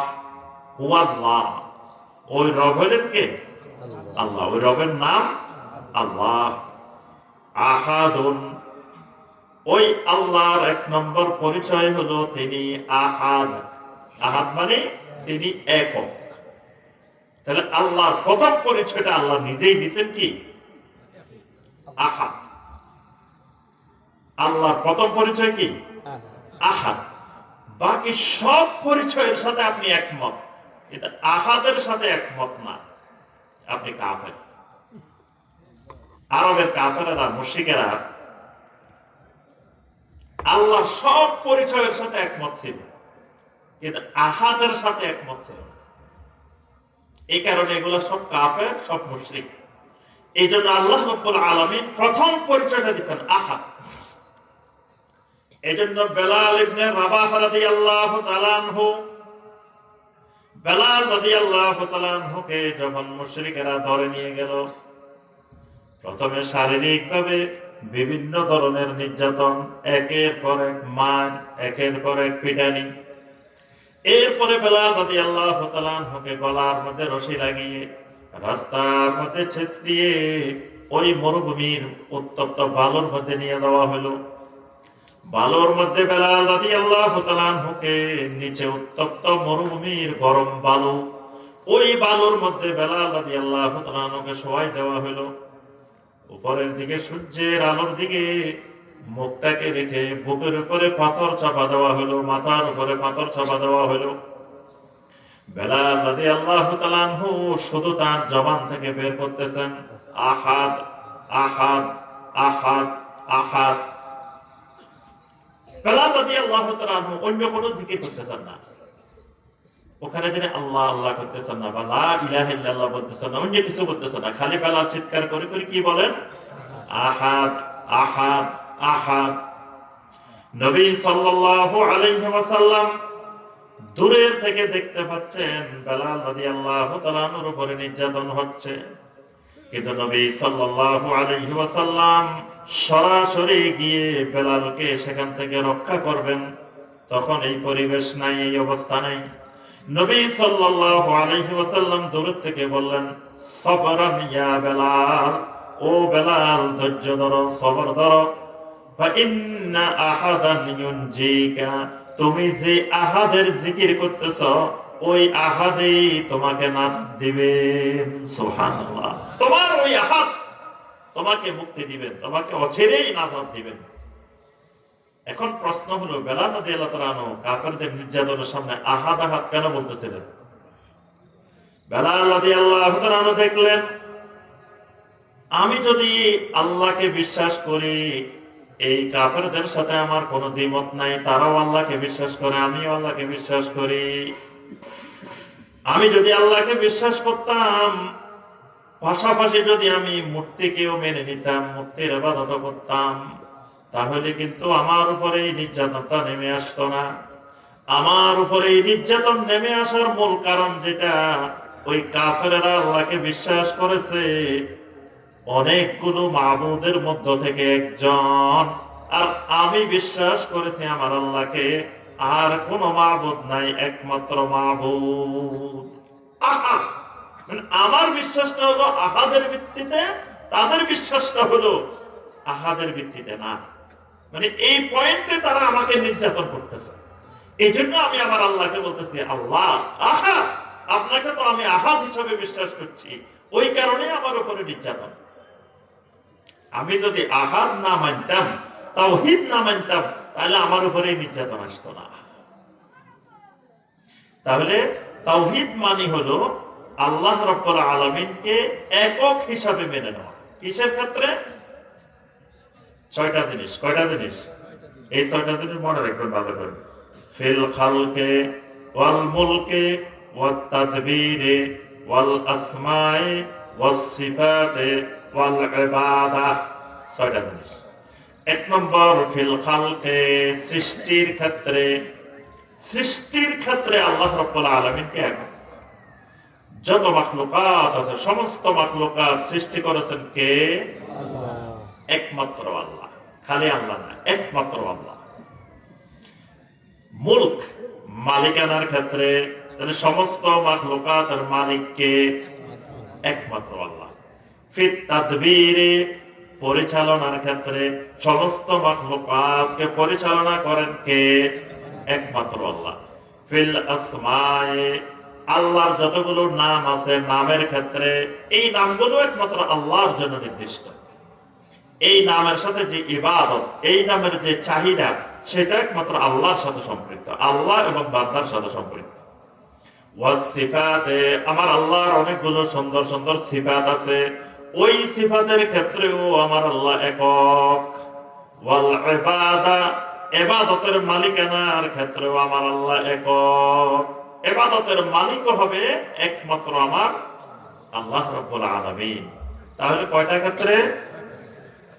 সৃষ্টির ক্ষেত্রে, মালিকানার ক্ষেত্রে, পরিচালনার ক্ষেত্রে, নামের ক্ষেত্রে, গুণাবলীর ক্ষেত্রে, ইবাদতের ক্ষেত্রে। এই ছয়টা ক্ষেত্রে আল্লাহকে একক হিসাবে, একমাত্র হিসাবে মেনে নেওয়ার নাম কি? তাওহীদ। আমাদের বিস্তারিত আলোচনার সময় নেই, তো এই ছয়টা জিনিস মনে রাখলে হবে। এবার আসেন সর্বশেষ পয়েন্ট, এটা দিয়ে শেষ, এরপর আমরা প্রশ্ন উত্তরে যাব। এটা হলো তাওহীদ কত প্রকার। তাওহীদ কত প্রকার বলো তো দেখি? তিন প্রকার। কি কি? তাওহীদুর রুবুবিয়্যাত, তাওহীদুল আসমা ওয়াস সিফাত, তাওহীদুল উলুহিয়্যাত। এক নম্বর হলো তাওহীদুর রুবুবিয়্যাত, মানে আল্লাহ রাব্বুল আলামিনকে একমাত্র রব হিসাবে মেনে নেওয়া। আল্লাহ হলেন আমাদের একমাত্র রব। এই জন্য সূরা ফাতিহার মধ্যে বারবার আল্লাহ পাক আমাদেরকে ঠোঁটস্থ করান, খালি মুখস্থ না, ঠোঁটস্থ। আলহামদুলিল্লাহি রাব্বিল আলামিন। আল্লাহ প্রথম পরিচয় রাব্বিল আলামিন, যে আল্লাহ হলেন তোমাদের সমগ্র আলমের একমাত্র রব। এই জন্য আল্লাহকে প্রথমত রব মেনে নিতে হয়। রবটা কেমনে মানতে হয়? ওই যে এখানে তাওহীদের সংখ্যার মধ্যে ছয়টা জিনিস বলছি না, প্রথম তিনটা জিনিস রবের সাথে সম্পৃক্ত। সৃষ্টি, মালিকানা, পরিচালনা। এই তিনটা একমাত্র আল্লাহকে মেনে নিলে এটার নাম রব। এটার নাম রব। কোরআনে কারিমে সূরা তাওবার মধ্যে দেখবেন আল্লাহ রাব্বুল আলামিন ইহুদি খ্রিস্টানদের ব্যাপারে বলছেন, ইত্তাখাযু আহবারাহুম ওয়া রুহবানাহুম আরবাবাম মিন দুনিল্লাহ। ইহুদিরা, খ্রিস্টানেরা তাদের আহবারদেরকে, তাদের রাজনৈতিক নেতাদেরকে, তাদের ধর্মীয় নেতাদেরকে আল্লাহকে বাদ দিয়ে রব বানিয়ে ফেলেছে। রব বানিয়ে ফেলেছে। তারা কি তাদের ধর্মীয় নেতাদেরকে, রাজনৈতিক নেতাদেরকে রব বলতো? রব বলতো না। তারা নবী সাল্লাল্লাহু আলাইহি ওয়াসাল্লামের কাছে প্রশ্ন করেছিল যে আমরা তো কোনোদিন রব বলি নাই, বা আমাদের ধর্মীয় ব্যক্তিত্বরাও কোনোদিন বলে নাই আমরা তোমাদের রব। কিন্তু আল্লাহ বলছেন তারা রব বানাইছে। এই রব বানানোর অর্থ নবী সাল্লাল্লাহু আলাইহি ওয়াসাল্লাম বলেন, আমা ইন্নাহুম কানু ইস্তাহিল্লুনা লাকুম ফাস্তাহিল্লু। যখন তোমাদেরকে ওই আহবাররা, রুহবানরা কোনো কিছু হালাল করে দিত, তোমরা সেটাকে হালাল মনে করতে। ওয়াইদা কানু হাররামু আলাইহিম হাররামুহু। যখন কোনো কিছু তারা হারাম করে দিত, তোমরা সেটাকে হারাম মনে করতা। এটাই হলো রব বানানো। তাহলে হালাল হারাম নির্ধারণকারী কে? একমাত্র আল্লাহ। যদি আল্লাহ ছাড়া কারো হাতে এই হালাল হারাম নির্ধারণের ক্ষমতা যায়, আল্লাহ ছাড়া কেউ যদি বান্দার জন্য আইন প্রণয়নের ক্ষমতা পায়, এটাকে বলা হয় রব। এটাকে বলা হয় রব। বান্দার রব হবে একমাত্র আল্লাহ। এটা 1 নম্বর তাওহীদ। 2 নম্বর তাওহীদ, তাওহীদুল আসমা ওয়াস সিফাত। আল্লাহর নাম। আল্লাহর নাম কয়টা? অসংখ্য নাম, অগণিত নাম। সেখান থেকে আল্লাহ পাক আমাদেরকে কয়টা জানাইছেন? 99টা। এই 99টা নামের সংরক্ষণ করলে মান আহসাহা দাখালাল জান্নাহ। নবী সাল্লাল্লাহু আলাইহি ওয়াসাল্লাম বলেন, এই নামগুলো যে সংরক্ষণ করবে আল্লাহ তাকে জান্নাতে প্রবেশ করাবে। সুবহানাল্লাহ। সংরক্ষণ কেমনে করতে হবে?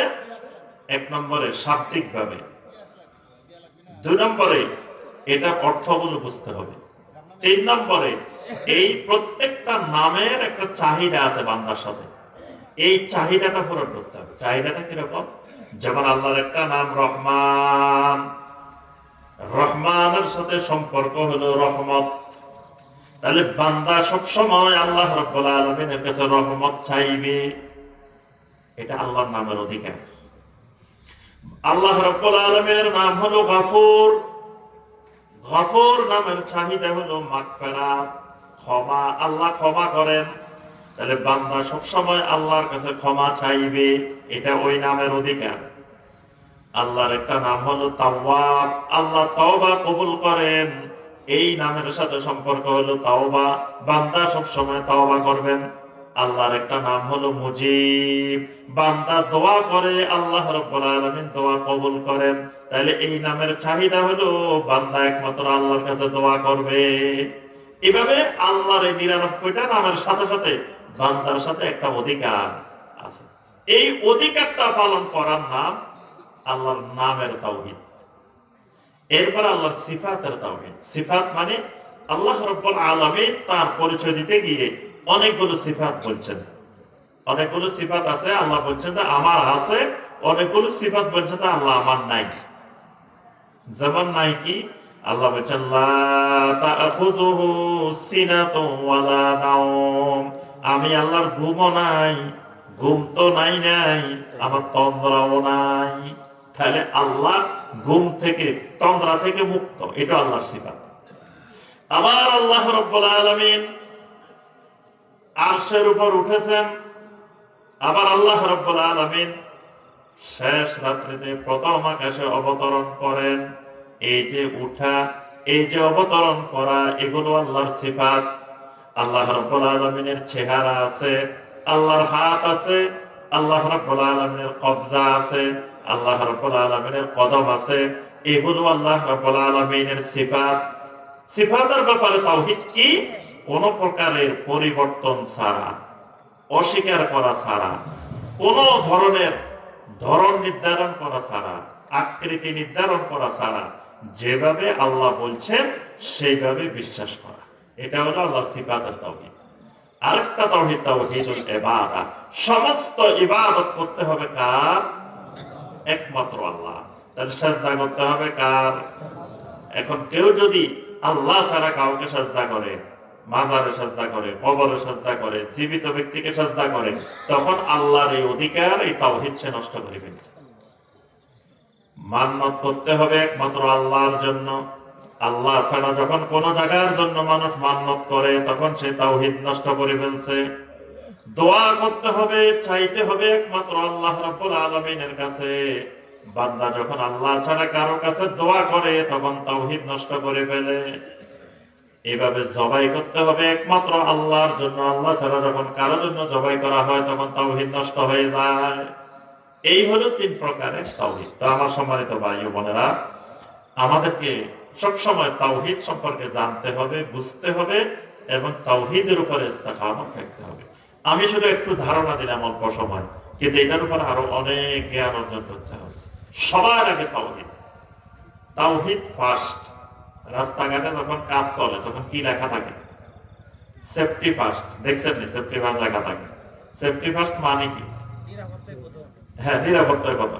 একজন ইমানদার হবে তাওহীদ ফার্স্ট। সবার আগে তাওহীদ। আগে তাওহীদ, তারপরে বাকি সব।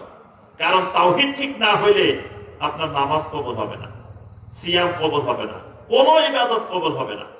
তো এজন্য আপনি আগে মানুষের নামাজ শিখাইতে যাইয়েন না। অনেকের এই ক্ষেত্রে দাওয়াতের ভুল আছে। আগে মানুষকে যে নামাজ শিখাইতে শুরু করছে, হাত কোথায় বাঁধবো এটা শিখায়, তারপরে আমিন জোরে বলবো না আস্তে বলবো এটা শিখায়। এটা শিখে লাভটা কি? এত নামাজে কবুল হবে না। হাত এখানে বাঁধলেও কবুল হবে না, এখানে বাঁধলেও কবুল হবে না। যার কাছে তাওহীদ নাই, তার কোন ইবাদত আল্লাহ কবুল করবেন না। বেদাতের কোন ইবাদত কবুল হয় না। নবী সাল্লাল্লাহু আলাইহি ওয়াসাল্লাম স্পষ্ট বলেছেন, লা ইয়াকবালু মিনহু সারফান ওয়ালা আদলা। বেদাতের কোন ফরজ, নফল কোন ইবাদত কবুল হয় না। তাহলে ইবাদত সংশোধন করার আগে তার বেদাত সংশোধন করতে হবে। বেদাত না থাকলে তার ইবাদত কবুল হবে না। বেদাত না থাকলে তার উপর আল্লাহর লানত বর্ষিত হবে, ফেরেশতাদের লানত বর্ষিত হবে। এখন সে যদি বেদাতে করতে থাকে, তার আপনি নামাজ শিখে লাভটা কি? তার যদি তাওহীদে না থাকে, তো সে তারাবি 20 রাকাত পড়লে কি 8 রাকাত পড়লে কি, তার তো কোনো তারাবিয়ে কবুল হবে না। তাহলে আগে তারা তারাবি শেখানো দরকার নেই। তারা কি শিখাইতে হইব? তাওহীদ। সবার আগে তাওহীদ নিজেরও শিখতে হবে এবং পুরো সমাজে জনগণের মধ্যে তাওহীদের দাওয়াত দিতে হবে। দাওয়াতের বিষয়বস্তু হবে তাওহীদ। আল্লাহ রাব্বুল আলামিন আমাদের সবাইকে তাওহীদকে জানার, তাওহীদ বুঝার, তাওহীদের উপর ইস্তেকামত থাকার আল্লাহ পাক তৌফিক দান করুন। আল্লাহ রাব্বুল আলামিন আজকের মাহফিলকে কবুল ও মঞ্জুর করে নিন। এ পর্যন্ত যা আলোচনা হয়েছে আল্লাহ পাক আমাদেরকে আমল করার তৌফিক দান করুন। আল্লাহ রাব্বুল আলামিন বাইতুস সালাহ আহলুল হাদিস জামে মসজিদকে আল্লাহ পাক কবুল ও মঞ্জুর করে নিন। এই মসজিদের সকল মুসল্লি, সকল খাদেম, সকল মুহিব্বিন, সকল সহযোগিতাকারী সবাইকে আল্লাহ রাব্বুল আলামিন কবুল ও মঞ্জুর করে নিন। এই মসজিদকে আল্লাহ রাব্বুল আলামিন অত্র এলাকার শিরিক বেদাত দূর করার মার্কাজ হিসেবে আল্লাহ পাক কবুল ও মঞ্জুর করে নিন। এই মসজিদের মাধ্যমে এই এলাকায় আল্লাহ পাক তাওহীদ এবং সুন্নাহকে কায়েম করে দিন। আল্লাহ রাব্বুল আলামিন আমাদের সবাইকে দুনিয়া যতদিন বাঁচিয়ে রাখেন, ইসলামের উপরে বেঁচে থাকার তৌফিক দিন। দুনিয়া থেকে বিদায় নেওয়ার সময় আল্লাহ পাক আমাদেরকে ঈমানের সাথে মৃত্যুবরণ করার তৌফিক দান করুন। সম্মানিত ভাই ও বোনেরা, আমার লেখা এই তাওহীদের উপরে, শিরকের উপরে, কুফরের উপরে 14টা বই আছে। বইগুলো এখানে সামনে পাবেন। আপনারা মাহফিল শেষে বইগুলো সংগ্রহ করার চেষ্টা করবেন ইনশাআল্লাহ। আল্লাহ পাক আমাদেরকে তৌফিক দান করুন। পড়ে যাই। পড়া লাগবে না, আমার কাছে দেখে আমার কাছে দিয়ে সব প্রশ্ন দরকার নাই। সমাজে হানাফি মসজিদ থাকা সত্ত্বেও আহলে হাদিস মসজিদ তৈরি করার প্রয়োজনীয়তা কি? জি, সমাজে যেখানে একটা আল্লাহর মসজিদ আছে, মসজিদ কার? আল্লাহ। কোরআনে কারিমে দেখবেন যত জায়গায় আল্লাহ মসজিদের কথা বলছেন, মাসাজিদ আল্লাহ বলছেন। ইন্নামা ইয়ামুরু মাসাজিদ আল্লাহ মান আমানা বিল্লাহ ওয়াল ইয়াউমিল আখির ওয়া আকামাস সালাহ ওয়া আতাজ যাকাত ওয়া লাম ইয়াখশা ইল্লাল্লাহ। তো মসজিদ হলো আল্লাহ। মসজিদ হানাফিও না, মসজিদ আহলে হাদিসও না। মসজিদ হানাফিদেরও না, মসজিদ আহলে হাদিসদেরও না। মসজিদ কার? আল্লাহ। কিন্তু অত্যন্ত দুঃখের বিষয়, আল্লাহর মসজিদে আল্লাহর বান্দাদেরকে সালাত আদায়ের ক্ষেত্রে বাধা সৃষ্টি করা হয়। মানে যেগুলোকে আপনি হানাফি মসজিদ বলছেন, এই মসজিদগুলোতে নাম লেখা নাই হানাফি মসজিদ, কিন্তু আপনি হানাফি মাযহাবের পদ্ধতির বাহিরে বা তাদের সিস্টেমের বাহিরে আপনি সেখানে যখন সালাত আদায় করতে যান, তখন তারা বাধা সৃষ্টি করে, বলে যে এই মসজিদে আর আসবেন না, এই মসজিদ থেকে বাইরে যান, এই মসজিদে ফিতনা সৃষ্টি করবেন না, এবং বিভিন্ন ভাবে আমাদের ভাইদেরকে অপদস্থ করে নাজেহাল করে মসজিদ থেকে বের করা হয়। আমি ওই দিন মৌলভীবাজার গেছি, মৌলভীবাজারের রাজনগর উপজেলা। তো ওই গ্রামে ওই ভাইদের প্রতি যে কি নির্যাতন, ওই নির্যাতনের কাহিনীগুলো শুনে আসলাম। মানে আমি যে গেছি ওইটা ওই গ্রামবাসী জানা না, জানলে আমার উপরে আক্রমণ করতো। মানে অবস্থাটা এরকম। আমি সকালবেলায় গেছি ফজরের পরে, গ্রামের মানুষ জানা না যে কেউ আসবো আজকে, জানলে তারা বাধা দিত। আচ্ছা, তো ওই ভাইয়েরা বললো যে যখন তারা এই সহি আকীদা বোঝা শুরু করলো, দিন তাওহীদ বোঝা শুরু করলো, মসজিদে সালাত আদায় করতে যায়, তো প্রথম বলে দিছে সমাজের মেম্বার চেয়ারম্যান সবাই মিলে বলছে তোমরা এই মসজিদে আসবে না, আর তোমরা এই মসজিদে আর আসতে পারবে না। 3 মাস তাদেরকে মসজিদে যেতে দেওয়া হয়নি। 3 মাস ওদের মসজিদে ওদেরকে নামাজ পড়তে দেওয়া হয়নি। তো ওই ভাইয়েরা বললেন যে এই 3 মাস আমরা এক ভাইয়ের বাড়িতে এই 5 ওয়াক্ত জামাতে নামাজ পড়তেন, মসজিদে তাদেরকে ঢুকতে দেওয়া হয়নি। যখন 3 মাস এক ভাইয়ের বাড়িতে নামাজ পড়ছে, তো এই ভাইয়েরা চিন্তা করলেন আমরা ওই বাড়িতে কতদিন নামাজ পড়বো, আমরা একটা মসজিদ তৈরি করি। এক ভাই জমিও দিয়ে দিছে যে এখানে আমরা মসজিদ বানাবো। যখন শুনছে যে এবার মসজিদ বানাবো, এবার মেম্বার চেয়ারম্যান সবাই মিলে আসে, কয় না তোমরা মসজিদ বানাতে পারবে না, আমাদের এবার এই মসজিদে আসো। 3 মাস নামাজ পড়তে দেয় না, 3 মাস পরে ওনাদেরকে আবার মসজিদে নিয়ে গেছে। আচ্ছা, মসজিদে নিয়ে যাওয়ার সময় শর্ত দিছে এটা এটা এটা এটা করবা, তাহলে তোমরা এই মসজিদে নামাজ পড়বা, তবে তোমরা আলাদা মসজিদে বানাইতে পারবে না। আচ্ছা, তারপরে তারা বলবো যে আমরা একটা এই মাদ্রাসা করি, কয় না মাদ্রাসাও করতে পারবে না, মুক্তব করতে পারবে না। মানে কঠিন নির্যাতন তাদের উপরে, এবং সামাজিক ভাবে তাদেরকে বয়কট, তাদের সাথে কথাবার্তা বলতে পারবে না, তাদের সাথে কোনো লেনদেন করতে পারবে না, সালাম দিতে পারবে না। এই আজকের যুগও এখনো জাহিলিয়ত বাংলাদেশে, সেই জাহিলি যুগের মতো অবস্থা এখনো বিরাজ করতেছে অনেক জায়গায়। এখন কথা হলো এই যে বলছেন যে হানাফি মসজিদ থাকা সত্ত্বেও আহলে হাদিস মসজিদ তৈরি করা দরকার থাকে, কিন্তু দেখেন বাংলাদেশে প্রায় 4 কোটি আহলে হাদিস বসবাস করে না? কথা কয় না। এবং আহলে হাদিস এই দেশে হঠাৎ করে উড়ে আসে, জুড়ে বসে নাই। সে শত শত বছর আগের থেকে এই বাংলার জমিনে আহলে হাদিস যারা বসবাস করে, এক এক মসজিদ আছে অনেক জায়গায়, আমি দেখছি সেই 300 বছর 400 বছর আগের মসজিদও আছে অনেক জায়গায় আহলে হাদিস মসজিদ। তাহলে বোঝা যায় শত শত বছর আগে এই বাংলাদেশে এই অঞ্চলে আহলে হাদিসেরা আসছে।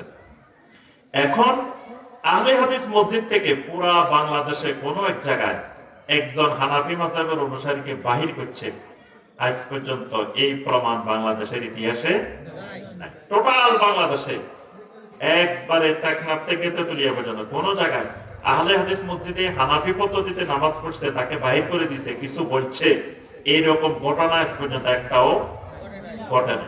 আমি উত্তরবঙ্গে অনেক মসজিদে দেখছি আহলে হাদিস মসজিদ, শত শত মুসল্লি হানাফি, সুন্দরভাবে নামাজ পড়তেছে, তাদের মধ্যে অনেক মহব্বত, অনেক মিল।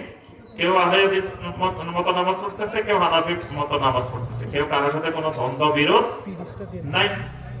কিন্তু অনেক জায়গায় দেখা যায় কিছু উগ্র সন্ত্রাসী মুসলিম থাকে, হানাফি নামধারী উগ্র সন্ত্রাসী, এরা মসজিদ থেকে এইরকম বাহির করে দেয়। তো বাহির করার কারণেই তখন এই আহলে হাদিস মসজিদ তৈরি করার প্রয়োজনীয়তা দেখা দিচ্ছে, না হয় দরকার ছিল না। আল্লাহর ঘরে মক্কা মুকাররমায় নামাজ পড়ে, কেউ হাত বুকে বাঁধে, কেউ নাভির নিচে বাঁধে, কেউ বিভিন্ন ভাবে বাঁধে, কেউ হাত বাঁধে না, কিন্তু কারোর সাথে কারো ঝগড়াও নাই, মারামারিও নাই, কিচ্ছু নাই, সুন্দর মতো নামাজ পড়তেছে না। যদি আমাদের মসজিদগুলো যেগুলো বর্তমানে আছে এগুলোর ভিতরে যদি এই মক্কা মুকাররমার পরিবেশটা, মদিনা মুনাওয়ারার পরিবেশটা যদি থাকতো, যে নামাজ পড়া দরকার, এই দেশের 95% মুসলমান নামাজে পড়ে না।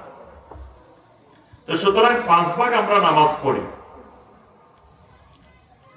এই 5 যেভাবে যেভাবে ভালো লাগে, যিনি নাভের নিচে বাঁধতে চান নাভের নিচে বাঁধেন, যিনি বুকের উপর বাঁধতে চান বুকের উপর বাঁধেন। আমিন সশব্দে বলতে চাইলে সশব্দে বলেন, নিঃশব্দে বলতে চাইলে নিঃশব্দে বলেন। কিন্তু আমরা সবাই সমাজের একসাথে নামাজ পড়বো মসজিদে। তাহলে কিন্তু আলাদা মসজিদের প্রয়োজনীয়তা দেখা দিত না। কিন্তু ওই উগ্র সন্ত্রাসী মানুষগুলোর জন্য আজকে সমাজে এইভাবে বিভিন্ন জায়গায় আহলে হাদিস মসজিদ তৈরি করার প্রয়োজনীয়তা দেখাচ্ছে। আহলে হাদিস মসজিদ তৈরি করা মানে সমাজের মানুষকে বিভক্ত করা না। আহলে হাদিস মসজিদ তৈরি করা হলো ঐক্য করার জন্য। আহলে হাদিস মসজিদ ঐক্যের প্রতীক, কারণ এই মসজিদে যে কেউ নামাজ পড়তে পারে। আহলে হাদিস মসজিদে হানাফি মাযহাবের অনুসারী নামাজ পড়তে কোনো বাধা নেই, নির্দ্বিধায় সে নামাজ পড়তে পারে। কি পারে না? কোনো বাধা বিঘ্নই নেই। তাইলে তার অর্থ হলো সমস্ত মুসলিমের ঐক্যের প্রতীক আহলে হাদিস মসজিদ। এটা সমাজকে বিভক্ত করার জন্য না, এটা ঐক্য করার জন্য। এই পরিবেশটা ওই মসজিদে থাকলে আর এই মসজিদ দরকার হইতো না। এই জন্য দেখা যায় কিভাবে সঠিক দিন বুঝতে পারবো। সঠিক দিন বুঝার জন্য এলেম অর্জন করতে হবে।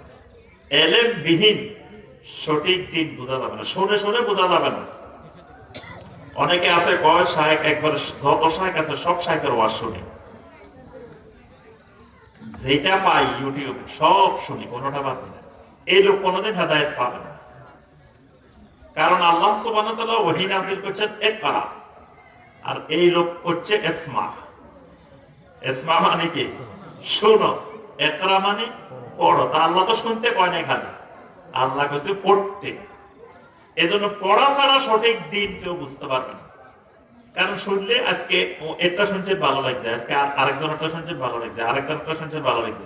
কিন্তু পড়লে আপনি যদি নিজের চোখে একটা হাদিস পড়েন, এবার আপনাকে দুনিয়ার কেউ গোমরা করতে পারবে না, বুঝাইতে পারবে না। আমি সরাসরি হাদিসে দেখছি।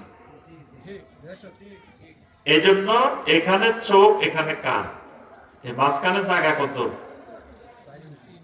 এটা 6 মাসের রাস্তা। এই চোখ জীবনে কোনোদিন কানারে দেখে নাই, তার পাশে থাকে কিন্তু সে দেখে নাই কোনোদিন। তার একবারে নিকটতম প্রতিবেশী থাকে কিন্তু সে কান দেখে না। এই জন্য কানে শোনা আর চোখে দেখা, এই দুইটার দূরত্ব 6 মাসের রাস্তা। এই জন্য পড়াশোনা করতে হবে। পড়াশোনা করলে দিন বোঝা যাবে। জান্নাতবাসী দুনিয়াতে থাকা স্ত্রীকে পাবে কিনা, দুইজনেই যদি জান্নাতি হয় তাহলে পাবে। আর দুইজন দুই জায়গায় গেলে তো অসম্ভব না। একজন জান্নাতে গেল, একজন জাহান্নামে গেল। তবে এরকম সম্ভাবনা কম, কারণ স্বামীর কারণে স্ত্রীও জাহান্নামে যেতে পারে, আবার স্ত্রীর কারণে স্বামীও জাহান্নামে যেতে পারে। তবে দুইজনে জান্নাতি হইলে দুইজন একসাথেই থাকবে। মিলাদ পড়া ব্যক্তি কি জান্নাতে যাবে?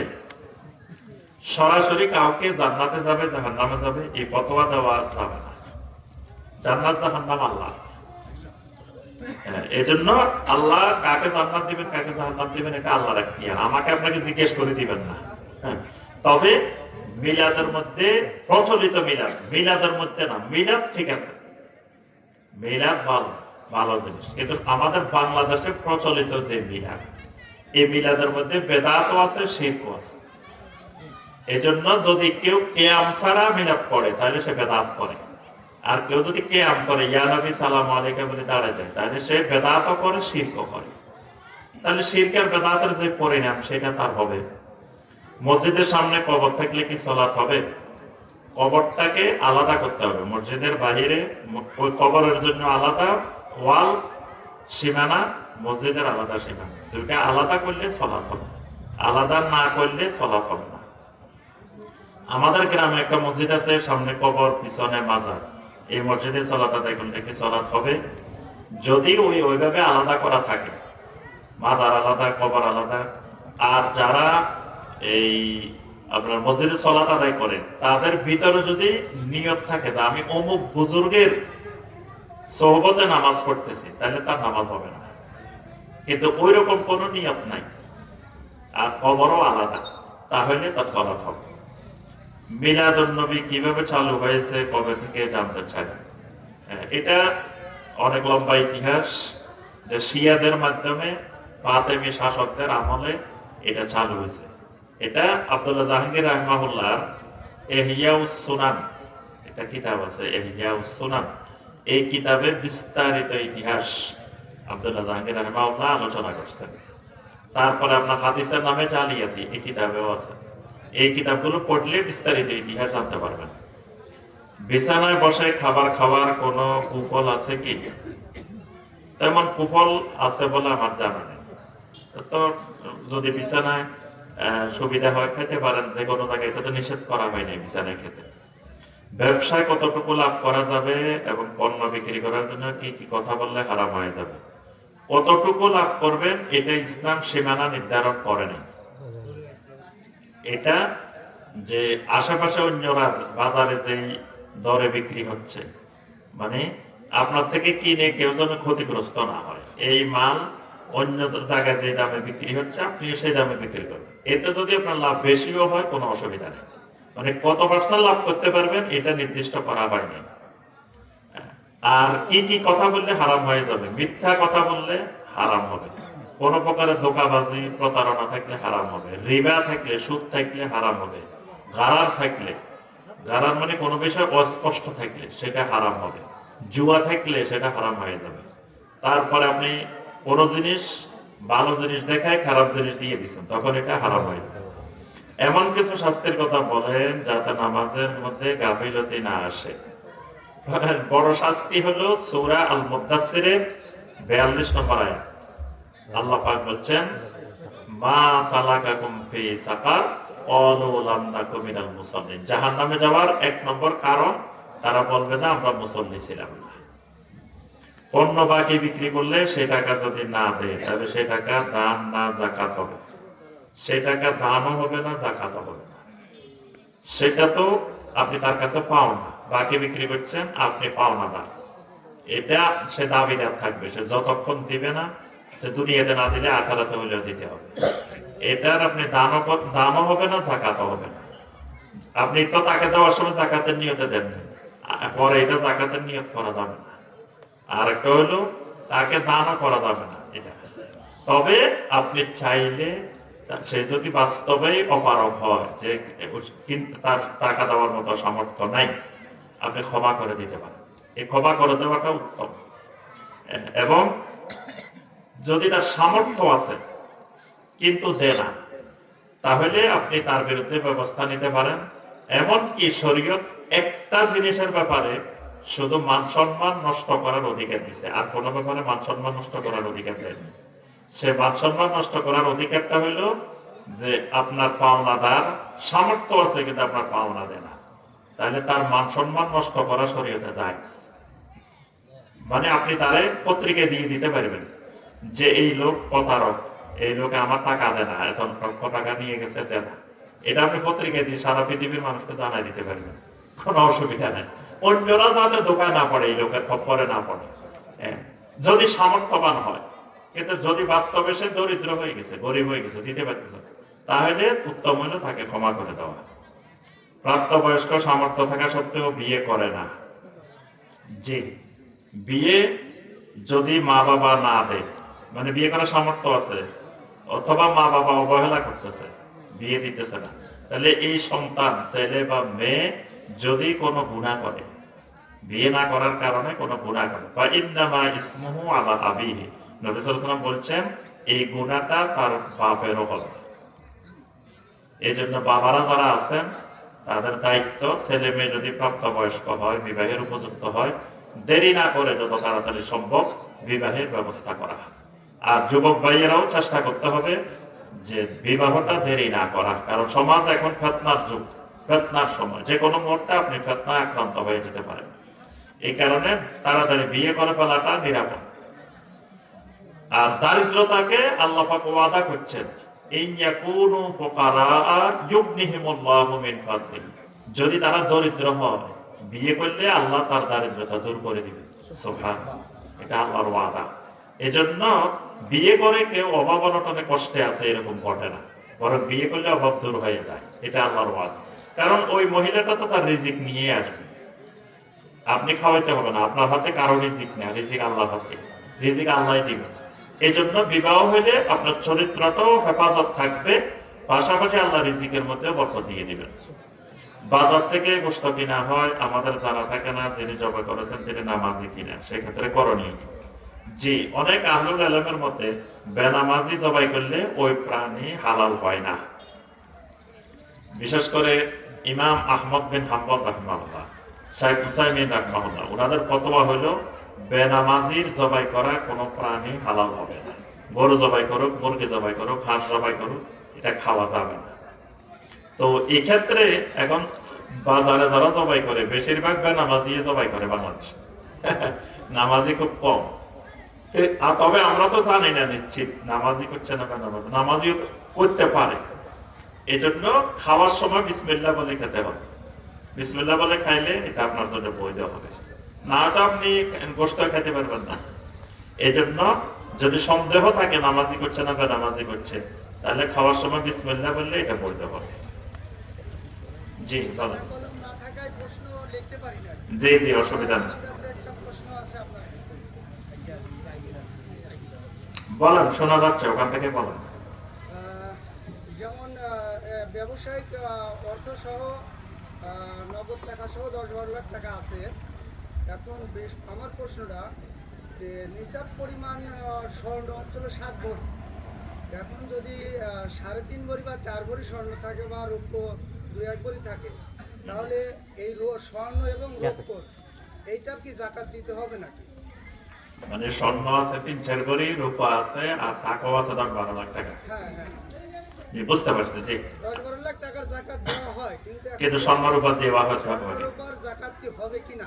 জি জি, বুঝতে পারছি। জি, এই ক্ষেত্রে শরীয়ী মাসআলা হলো, এই মাসআলায় কিছু ইখতিলাফ আছে, কারো কারো দ্বিমত আছে।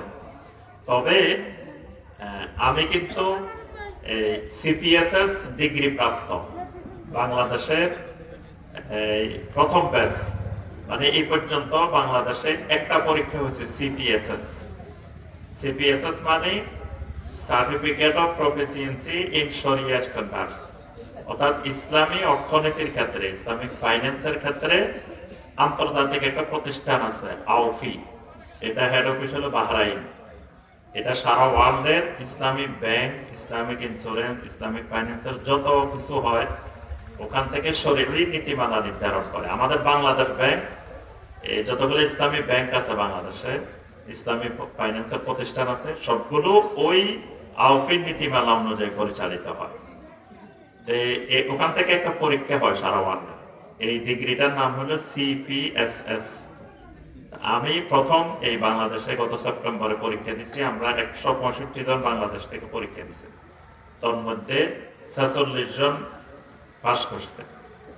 এই আমাদেরকে গতকাল সার্টিফিকেটও দিছে এটা বাহরাইন থেকে। তা আমি এই কথাটাই জন্য বলছি, মানে এই মাসালা ইখতিলাফ আছে, কিন্তু আমি যে উত্তরটা দিব এটা হলো ওই আউফির যে স্ট্যান্ডার্ড, আউফির যে শরিয়ার নীতিমালা, ওই নীতিমালাটা মানে সবগুলা ইখতিলাফকে তারা একত্রিত করে এই মাসালা, এই আইনগুলো তারা প্রণয়ন করছে। তো এই ক্ষেত্রে নীতিমালা হলো, যদি কয়েক ধরনের সম্পদ থাকে, একজন ব্যক্তির কাছে কয়েক রকমের সম্পদ আছে, অল্প কিছু রূপা আছে, নেশাব পরিমাণ নাই, অল্প কিছু স্বর্ণ আছে, নেশাব পরিমাণ নাই, অল্প কিছু টাকা আছে, নেশাব পরিমাণ নাই, কোনোটা নেশাব পরিমাণ পৌঁছে নেই, কিন্তু তিনটারে একত্রিত করলে নেশাব পরিমাণ পৌঁছে। তখন এই ক্ষেত্রে অধিকতর বিশুদ্ধ মাসালা হলো জাকাত দিতে হবে। তিনটা মিলে যদি নেশাব পরিমাণ পৌঁছে যায়, যে কোনো একটার নেশাব পরিমাণ পৌঁছে গেছে, ধরেন রূপার নেশাব, সর্বনিম্ন নেশাব হলো রূপা। রূপা এখন আপনার 2 লক্ষ টাকা হইলে, 2 লাখ 2.5 লাখ টাকা হইলে রূপার নেশাব হয়ে যায়। তো আপনার রূপার নেশাব পরিমাণ পৌঁছলে তখন জাকাত দিতে হবে। তা আপনি যেটা বলছেন, ওনার উপরে তো এমনি জাকাত ফরজ, যেহেতু টাকা 12 লাখ টাকা আছে, ওইটার উপরে জাকাত ফরজ হয়েছে। সুতরাং উনি এটার সাথে ওই স্বর্ণ 4 ভরি, রূপা 1 ভরি যা যা আছে সেগুলো এটার সাথে যোগ করে জাকাত দিবে, এটাও তার উপরে জাকাত ফরজ হবে। আল্লাহু আ'লাম বিসওয়াব। জি, হুজুর, আমাদের মসজিদে জামাতে সালাত আদায় করার সময় আমি একসময় সিঙ্গেল ইকামত দেই, মসজিদে হানাফি, তাহলে হুজুর আমাকে বাধা দেয় নামাজের মধ্যে, মানে একামত দেওয়ার সময় বাধা দেয়, নিষেধ করে অন্য একজন দেয়। তারপর থেকে আমি আর ইমাম যদি একসাথে সালাত আদায় করি, অনেক অনেক সময় পেছে মানে হুজুর একামত দেয়, হুজুরই সালাত আদায় করে, ইমামতি করে, তাহলে এ থেকে আমি গুনাহগার হব বা ডাবল একামত দেওয়া যাবে কি? না, এটা তো অসুবিধা নাই। এটা একই ব্যক্তি ইকামতও দিতে পারে, একই ব্যক্তি নামাজও পড়াইতে পারে। আরব দেশে অনেক মসজিদে ইমাম মুয়াজ্জিন একজন, একজনে আযান দেন, একজনেই ইকামত দেন, একজনেই ইমামতি করেন। তো এটাতে কোনো অসুবিধা হবে না। উনি যদি অসুবিধা মনে করে যে আপনি একবার একামত দিলে, একবার করে দিলে সমস্যা, তো ঠিক আছে, উনি একামত দিক, উনি নামাজ পড়াক, এটা আপনার কোনো অসুবিধা নেই। আপনি জোর করে ইকামতটা দেওয়ার দরকার নেই। ওনার একামত উনি দিক, ওনার নামাজ উনি পড়ে। তবে খেয়াল করবেন, উনি যদি কোনো শিরকি আকীদা পোষণ করে ওনার কথাবার্তায়, বা তাবিজের ব্যবসা করে, এরকম যদি শিরকি কোনো কার্যক্রম দেখেন, তাহলে আপনি ওনার পিছনে নামাজ পড়া যাবেন না। আর শিরকি কার্যক্রম সরাসরি না দেখলে তাহলে আপনি জামাত ছাড়বেন না, আপনি জামাতে নামাজ পড়বেন। জি, বারাকাল্লাহু ফিক। আমরা কাফারাতুল মাজলিসের দোয়া করি, যারা পারি না আমার সাথে পড়েন, সুবহানাকা আল্লাহুম্মা ওয়া বিহামদিকা আশহাদু আল্লা ইলাহা ইল্লা আনতা আস্তাগফিরুকা ওয়া আতুবু ইলাইক। আসসালামু আলাইকুম ওয়া রাহমাতুল্লাহি ওয়া বারাকাতুহু।